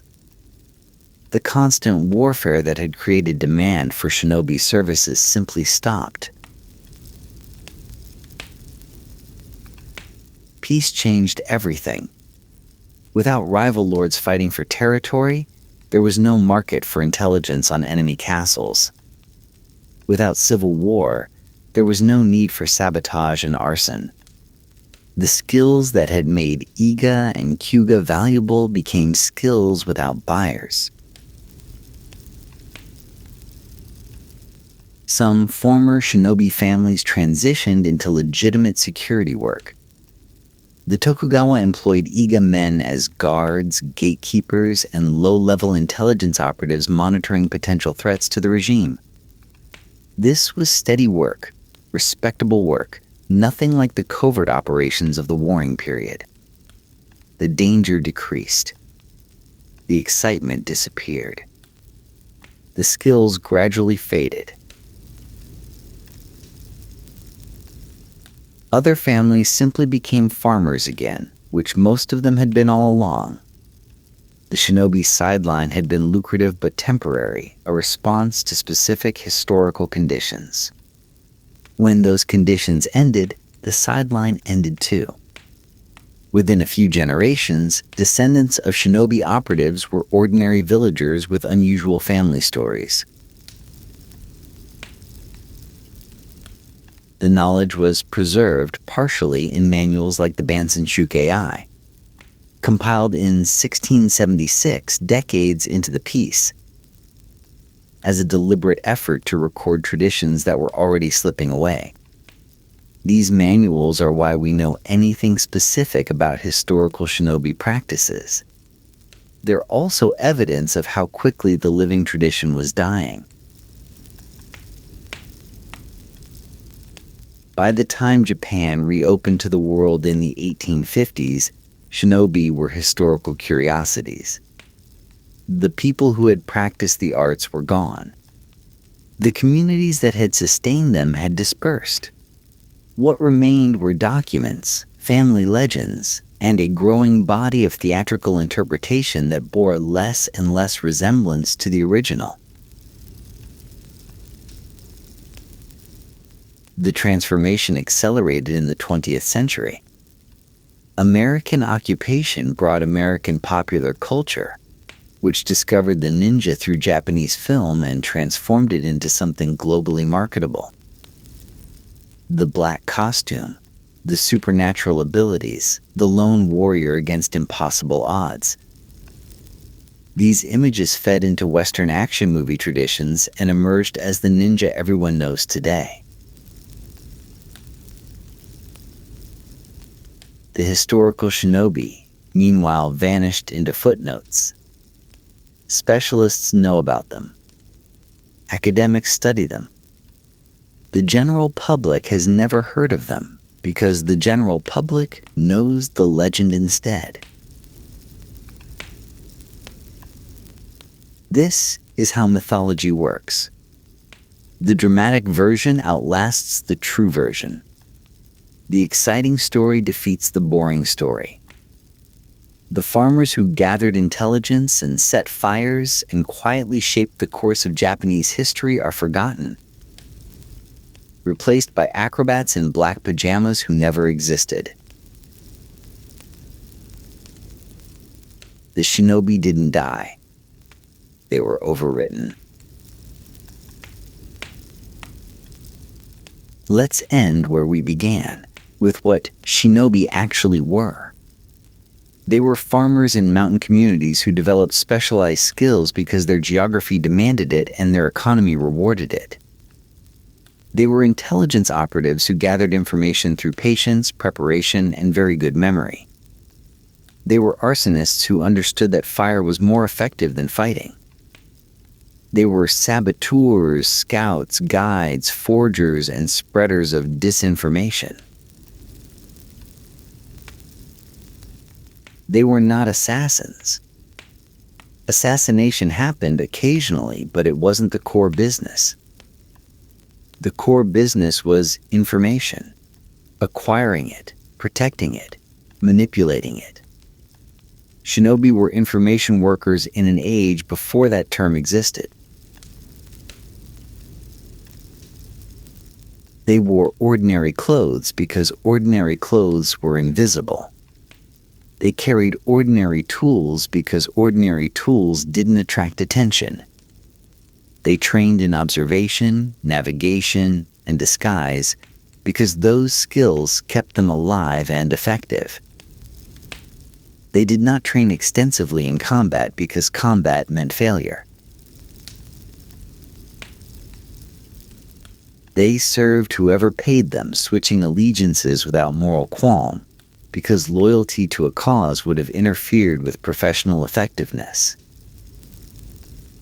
They operated in the shadows not because shadows were romantic, but because shadows were where the work happened. When the work ended, when peace made their services unnecessary, they faded away. No dramatic last stands. No legendary final missions. Just a gradual transition back to ordinary life, a few manuals compiled to preserve fading knowledge, and eventually nothing but stories that grew more fantastic with each retelling. The stories became the ninja we know. The black costumes, the throwing stars, the supernatural abilities. All theatrical inventions, layered onto a foundation of agricultural espionage until the foundation disappeared entirely. What's lost in the mythology is what was actually interesting. The specific conditions that created demand for these skills.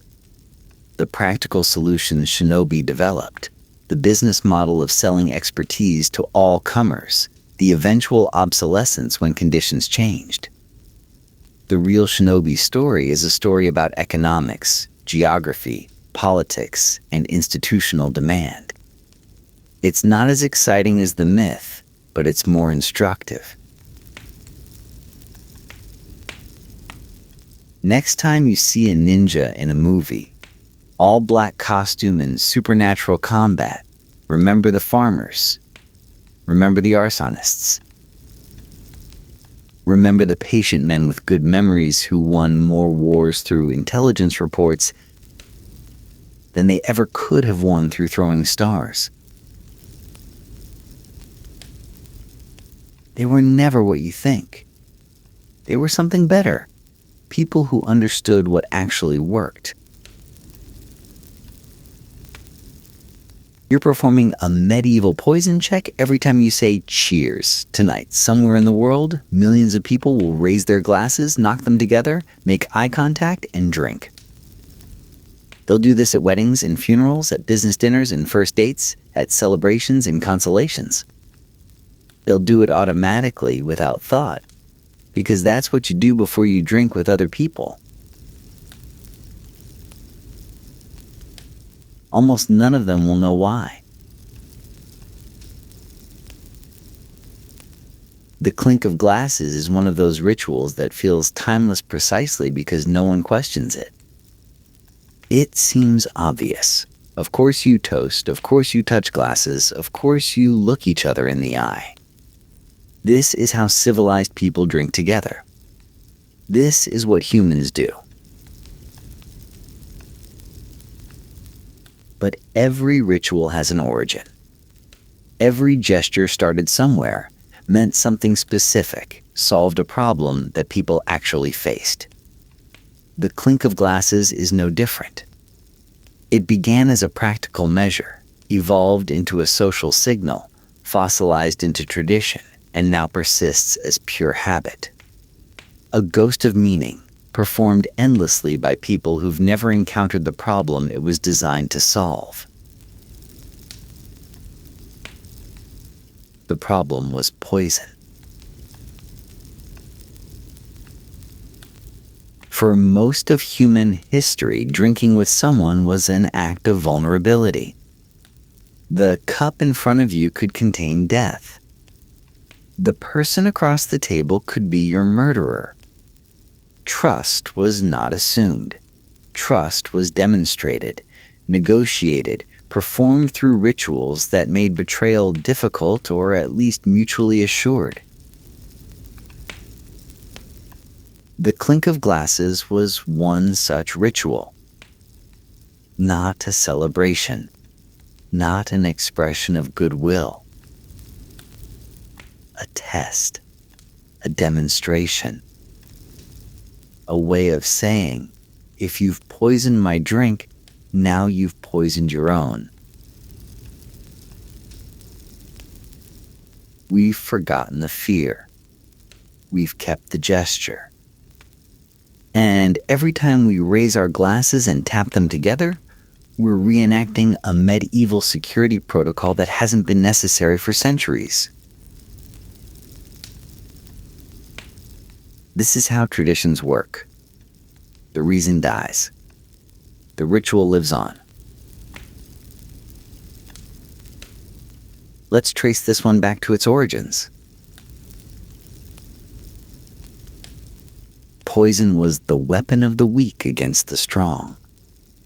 If you wanted to kill a king, a lord, a powerful rival, your options were limited.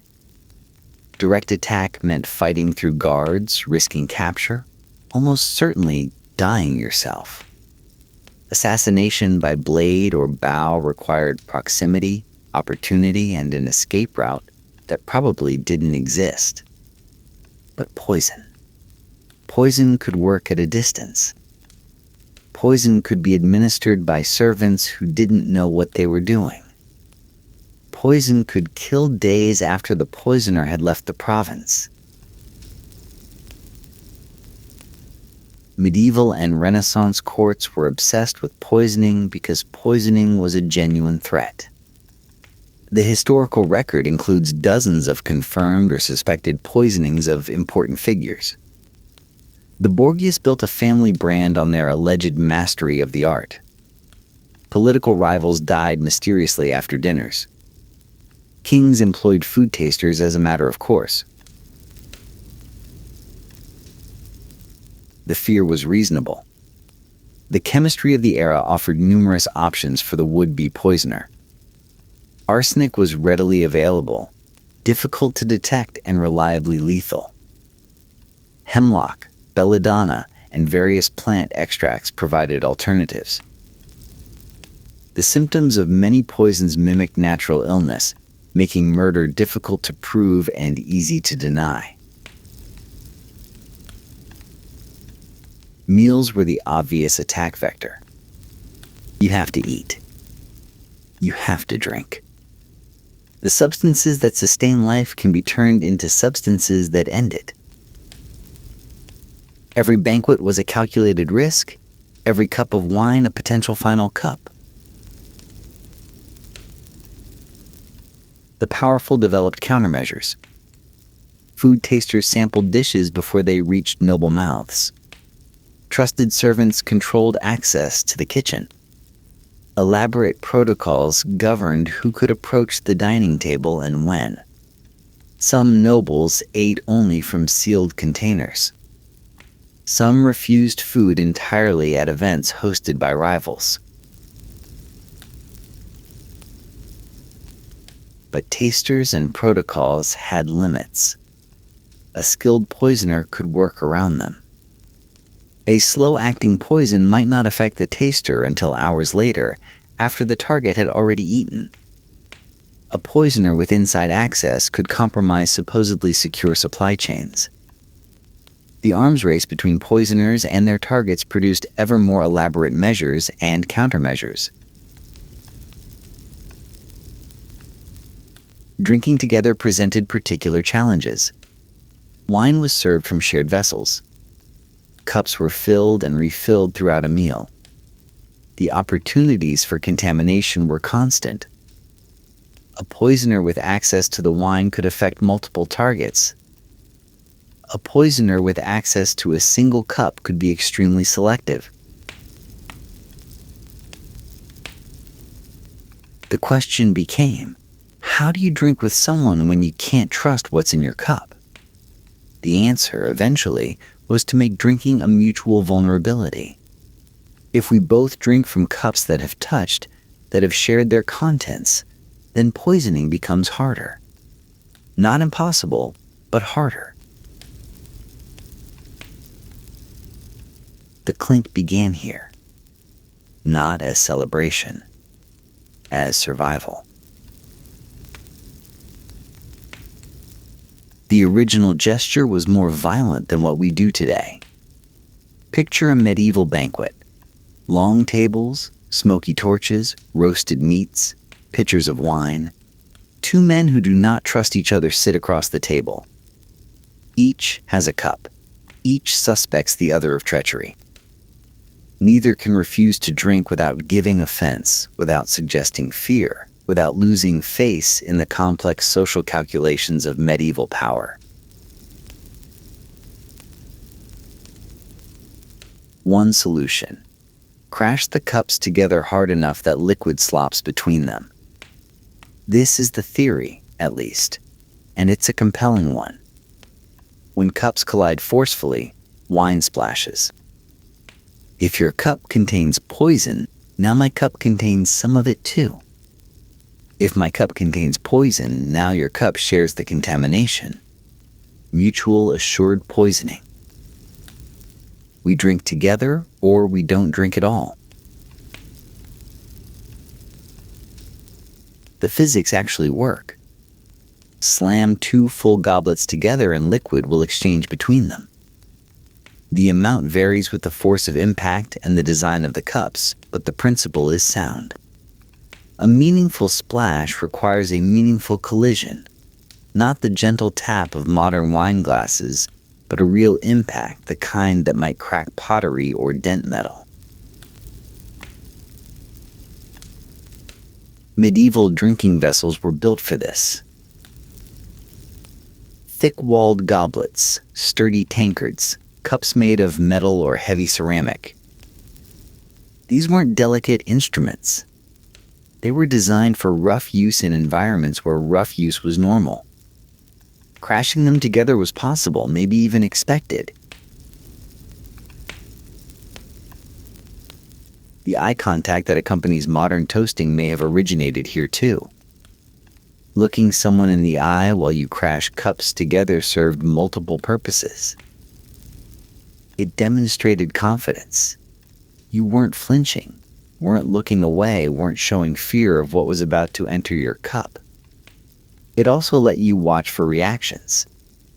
If your drinking companion hesitated, looked nervous, tried to minimize the splash, that itself was information. The ritual created a moment of mutual vulnerability and mutual observation. For the duration of the toast, both parties were exposed to potential poisoning, to scrutiny, to the judgment of everyone watching. It was a test. Passing the test meant you could be trusted, or at least trusted more than someone who refused to participate. Did this actually prevent poisonings? Probably not many. a determined poisoner could work around the ritual. An accomplice could add poison after the toast. A slow-acting substance could be administered earlier. The security value of cup crashing was limited. But the social value was enormous. The ritual created a framework for trust performance. Participating meant playing by the rules, accepting the shared vulnerability, demonstrating that you belong to the community of people who resolve their tensions through recognized forms. Not participating meant exclusion, suspicion, the dangerous status of someone who couldn't be trusted. The poison fear was real. The ritual that addressed it was more symbolic than practical. But symbols matter. Symbols create social reality. And this particular symbol persisted long after the fear it addressed had faded. There's a complication. The poison splash theory might not be entirely true. Historians who study drinking customs aren't unanimous about the origins of glass clinking. Some support the poison theory. Others argue it's a post hoc rationalization, a neat story invented to explain a practice that actually developed for different reasons. The alternative theories are less dramatic but possibly more accurate. One theory: the clink provides sensory completeness. Drinking engages sight, smell, taste, and touch. Clinking glasses adds sound, making the experience fully multisensory. This might explain why the custom feels satisfying. It's literally more complete than drinking in silence. Another theory: the clink democratizes the toast. Before glass clinking became standard, toasts involved speeches, formal declarations, hierarchical acknowledgments of who was toasting whom. Clinking glasses replaced verbal complexity with physical simplicity. Everyone participates equally. Everyone's glass makes the same sound. The ritual flattens social distinctions, at least momentarily. A third theory: the clink is simply contagious behavior. Someone started doing it. Others copied. The practice spread because practices spread, not because it served any particular function. Humans are imitative creatures. We adopt customs from people around us without asking why. The historical evidence is thin in all directions. We don't have medieval documents explicitly explaining we clink glasses because of poison concerns. We have the practice, we have the poison anxiety of the era, and we have a plausible connection between them. But plausible isn't proven. What we know for certain: glass clinking became widespread in Europe during the early modern period. It appeared in different cultures at different times with different specific forms. It persisted as drinking customs evolved, surviving transitions from medieval goblets to Renaissance glassware to modern wine glasses. Whatever started it, the practice proved durable. The poison theory might be origin. It might be legend. It might be a bit of both. A real concern that shaped the development of the practice, mixed with later embellishment that made the story more dramatic than the reality. For our purposes, the uncertainty is actually interesting. We perform this ritual without knowing why. We tell stories about its origins without being sure those stories are true. The practice has outlived Not only the problem it supposedly addressed, but also reliable memory of what that problem was. We clink glasses because we clink glasses. The reason has become irrelevant. Let's talk about the drinking vessels themselves, because they've changed dramatically while the ritual has remained stable. Medieval drinking cups were communal. Large vessels passed from hand to hand around the table. Everyone drank from the same cup, or from cups filled from the same pitcher in full view of everyone present. The shared nature of drinking was literal. You consumed the same liquid as everyone else. Your lips touched the same rim. Your saliva mingled in the common vessel. This sounds unsanitary by modern standards. It was. It was also socially significant. Drinking from a shared vessel meant accepting connection with everyone else who drank from it. Refusing to share. Insisting on your own cup. Demanding that no one else's mouth touch your drinking surface. Was an insult, a declaration of separation, a statement that you considered yourself above the community of drinkers. The poison concern intersected with this communal drinking practice. If everyone drinks from the same vessel, poisoning requires poisoning everyone. If you poison the common cup to get one target, you kill a dozen bystanders. This made selective poisoning difficult, which was the point. Communal drinking was, in part, a security measure. Individual glasses emerged gradually, becoming standard in wealthy households during the Renaissance. Glass-making technology improved. Personal drinking vessels became status symbols. The shared cup gave way to match sets, each drinker with their own glass, filled from common decanters but consumed separately. This transition should have eliminated the logic of glass clinking. If you're no longer sharing liquid directly, the splash and share security theater makes less sense. And indeed, the violence of medieval cup crashing softened. The crash became a clink. The splash became symbolic or disappeared entirely. But the ritual persisted. Adapted, certainly. Gentled to match fragile glassware that would shatter under medieval treatment. But preserved in its essential form.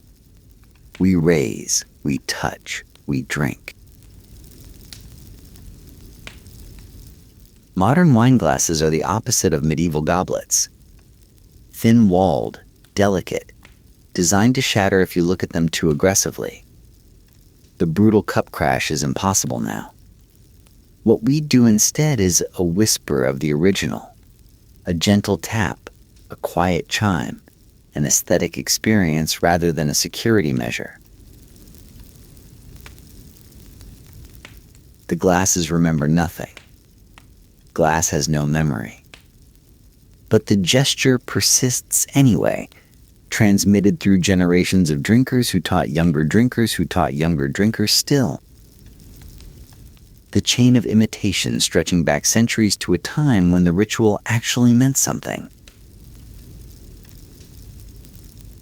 We clink our fragile modern glasses because our ancestors crashed their sturdy medieval cups.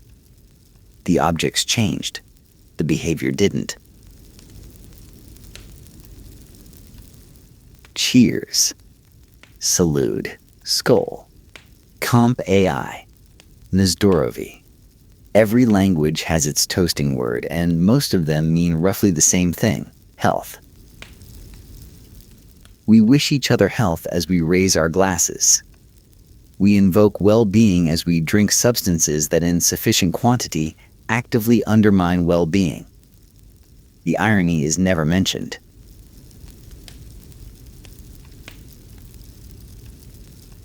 The English cheers is relatively modern and relatively meaningless. It derives from the Old French cheer, meaning face or expression, which evolved into a general expression of good feeling. Saying cheers before drinking is essentially saying happiness, a generic positive sentiment without specific content. Other languages are more direct. Salud and its variant salute, Santé, literally mean health. Nazdorovi in Russian means to health. These toasts are explicit wishes that the drinking will not harm the drinker.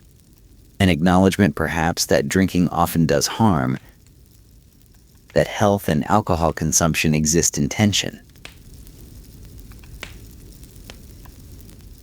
The Scandinavian skål originally referred to the skull, possibly the skull of an enemy, from which victorious warriors supposedly drank. This etymology may be legendary rather than historical, but it points to an older, darker tradition of drinking.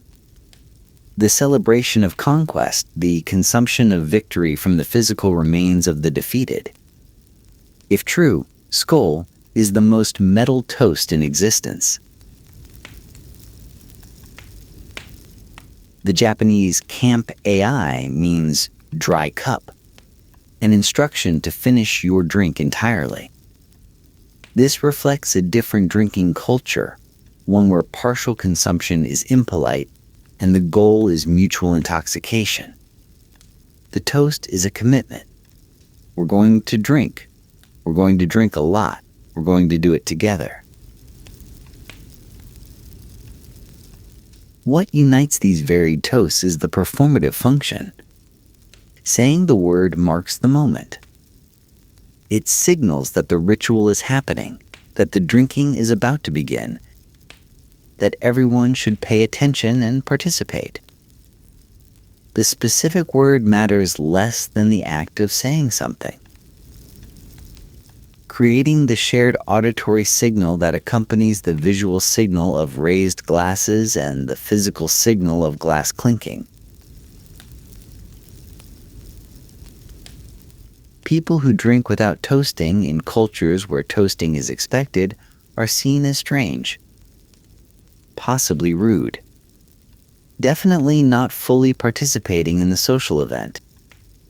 The words are mandatory even when meaningless, required even when no one listens to them. Essential components of a ritual that has long since detached from any practical purpose. We say cheers because someone has to say something. The something doesn't matter. The saying does. And underneath the meaningless words, the old formula persists: health. We wish each other health as we poison ourselves together. The glasses clink. The ritual completes. We drink. Modern toasting has almost nothing to do with trust. The people you toast at weddings aren't potential poisoners. Your colleagues at the office happy hour have not laced your beer with arsenic. The stranger next to you at the bar who raises a glass in casual solidarity is not a threat that requires ritualized mutual vulnerability testing. We know this. We don't actually suspect each other of poisoning. The medieval concern that created or shaped the ritual has been extinct for centuries in most of the world. Yet we clink, we look, we drink. The full sequence unchanged, as though the threat were still real. This is the nature of fossilized ritual. The practice survives its purpose. The behavior outlasts the reason. What was once functional becomes ceremonial, then habitual, then invisible. So ordinary that questioning it seems strange. Consider what you'd think of someone who refused to clink glasses. Who kept their drink firmly on the table, declined to raise it, wouldn't participate in the toast? You'd find this odd, possibly off-putting, definitely noticeable. The person would need to explain themselves, and the explanation would sound weird. I don't see the point, or it's just superstition, or I prefer to drink without ceremony. The refusal to participate is more suspicious than anything in the original ritual. The person who won't clink glasses stands out, draws attention, invites speculation about their motives. Which is ironic. In the medieval context, refusing to toast might have indicated poisoning concerns. Today, it indicates social deviance. We've inverted the signal. The ritual originally marked trust willingness. Participating meant you were willing to be vulnerable, willing to share the risk. Now the ritual marks social belonging. Participating means you're normal, cooperative, willing to go along with what everyone else does. Trust isn't the question anymore. Conformity is. This inversion happens gradually, invisibly. Each generation learns the ritual from the previous generation without learning the original purpose. The practice becomes unmoored from its origin, floating free, attaching to whatever meanings the current moment provides. Clinking glasses now means celebration, companionship, the marking of occasions. It hasn't meant poison checking for hundreds of years. But the form persists. The glasses touch. The eyes meet. The words are spoken. And underneath the modern meanings, the ghost of medieval fear continues its eternal circulation. Cheers. Clink. Drink. The poison was never in the cup. Glass clinking is not unique. We're surrounded by fossilized rituals whose origins we've forgotten. Shaking hands, for instance. The traditional explanation: extending an empty right hand proved you weren't holding a weapon. The grasp demonstrated mutual vulnerability. Each party's weapon hand immobilized, neither able to draw sword or dagger. The handshake was a disarmament protocol, a way of saying I come in peace through physical demonstration rather than mere words. Is this explanation true? Historians aren't certain. But the ritual persists regardless. We shake hands at meetings where no one carries swords. We teach children to shake hands as a mark of maturity and social competence. The empty hand theory may be legend, but the practice is universal. Saying bless you after a sneeze. Various explanations exist.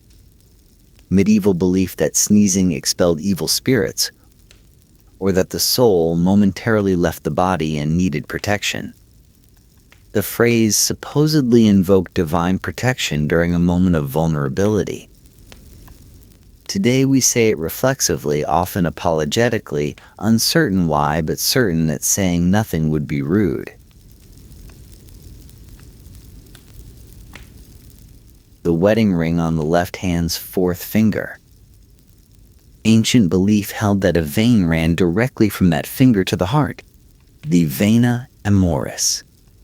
Placing the ring there supposedly connected it to the heart, symbolizing love. The vein doesn't exist. The anatomy is wrong. The ring placement continues. Covering your mouth when you yawn. One theory: medieval fear that the soul might escape through an open mouth, or that demons might enter. Another theory: simple politeness, preventing others from seeing into your mouth. Whatever the origin, the practice is now automatic, performed by people who don't believe in escapable souls or entering demons. None of these rituals require their original explanations to survive.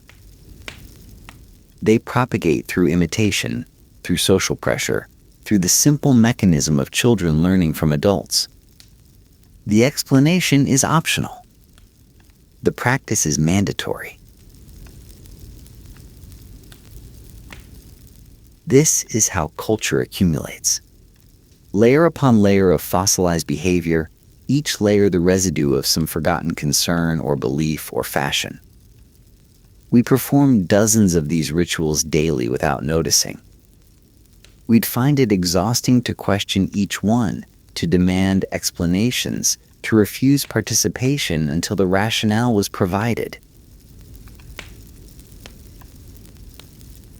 So we don't question, we participate. We teach our children to participate.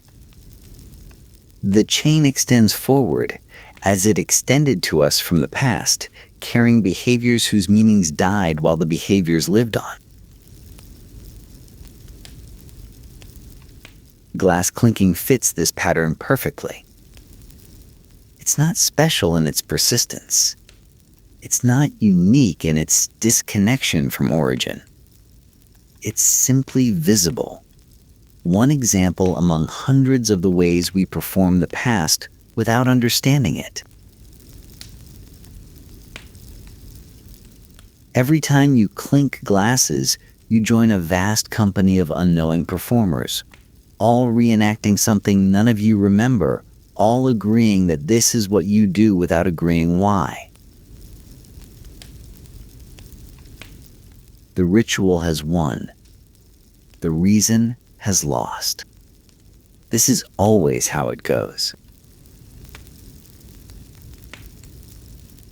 Let's be honest about what all these rituals share.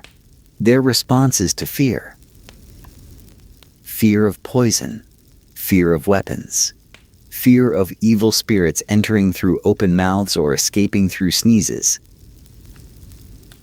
fear of loveless marriages, of social rejection, of the countless dangers that haunted our ancestors and that we've mostly conquered, or at least contained. The rituals persist because the fears persist, transformed but not eliminated. We don't fear poison at dinner parties, but we fear social exclusion. We fear being marked as strange. We fear the consequences of nonconformity, which in modern contexts can be nearly as severe as the consequences of medieval poisoning: loss of status, loss of connection, loss of belonging. So we perform the rituals, not because we believe in their original purposes, but because we believe in their current function, marking us as safe, as normal, as people who can be trusted to follow the rules. The poison-checking ritual has become a conformity-checking ritual. Same gesture, different threat. This is not cynical. This is not a complaint about empty rituals versus authentic behavior. Rituals serve real functions even when their original functions have vanished. They create social cohesion. They mark transitions.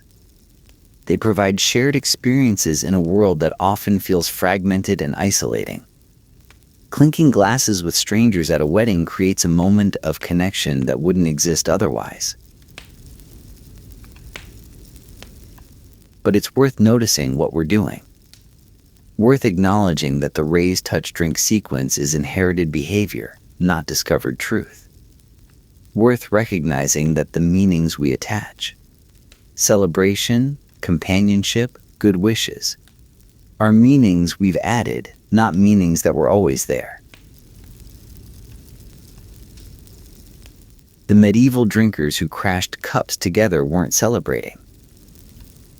They were surviving. They were navigating a world where trust was dangerous, where every meal could be your last, where the person across the table might want you dead. Their ritual was born from fear, and fear was reasonable. Our world is different. Our fears are different. But we keep the ritual anyway, adapted to our fears, performing safety for different reasons, but with the same gestures. The glasses touch. The sound rings out. For a moment, everyone at the table is united in ancient behavior they don't understand. And underneath, always underneath, the old fear echoes. Can I trust you? Will this drink kill me? Are we safe together? Cheers. So here we are, at the end of a journey through poison and trust and fossilized fear. You've learned something about why we clink glasses, or at least why we might clink glasses, since the true origin remains contested. You've learned about the adaptation of the ritual from violent cup crashing to gentle glass tapping. You've learned about eye contact superstitions, toasting words, and the general pattern of cultural fossils that surround us constantly without our noticing. And tomorrow night, or next weekend, or at some future celebration, you'll raise your glass and clink it against someone else's glass and say cheers and drink. You might for a moment remember this story. You might think about medieval banquet halls and the suspicion of rivals and the fear of death hiding in a cup of wine. You might smile at the absurdity of performing a poison check in a context where poison is approximately the last thing you need to worry about. Then you'll drink, and the thought will fade, and you'll be back in the ritual, participating without thinking, exactly as humans have done for centuries and will continue to do for centuries to come. This is fine. This is how it should be. The ritual doesn't need your conscious understanding to function. It doesn't require you to remember the history while you perform the gesture. It exists independent of explanation, sustained by practice, meaningful, because we make it meaningful in the moment. The glasses touch. The sound is small and bright. Eyes meet across the table. Words are spoken. Cheers, salad, prost, whatever your language and your company prefer. And then you drink together, sharing the moment if not the liquid, connected by a gesture that has connected drinkers for generations beyond counting. Mutually assured contamination. Trust through shared vulnerability. Fear transformed into fellowship. Or maybe just, this is what we do, and we do it because we do it, and that's enough. Raise your glass. Make contact. Look them in the eye. Cheers.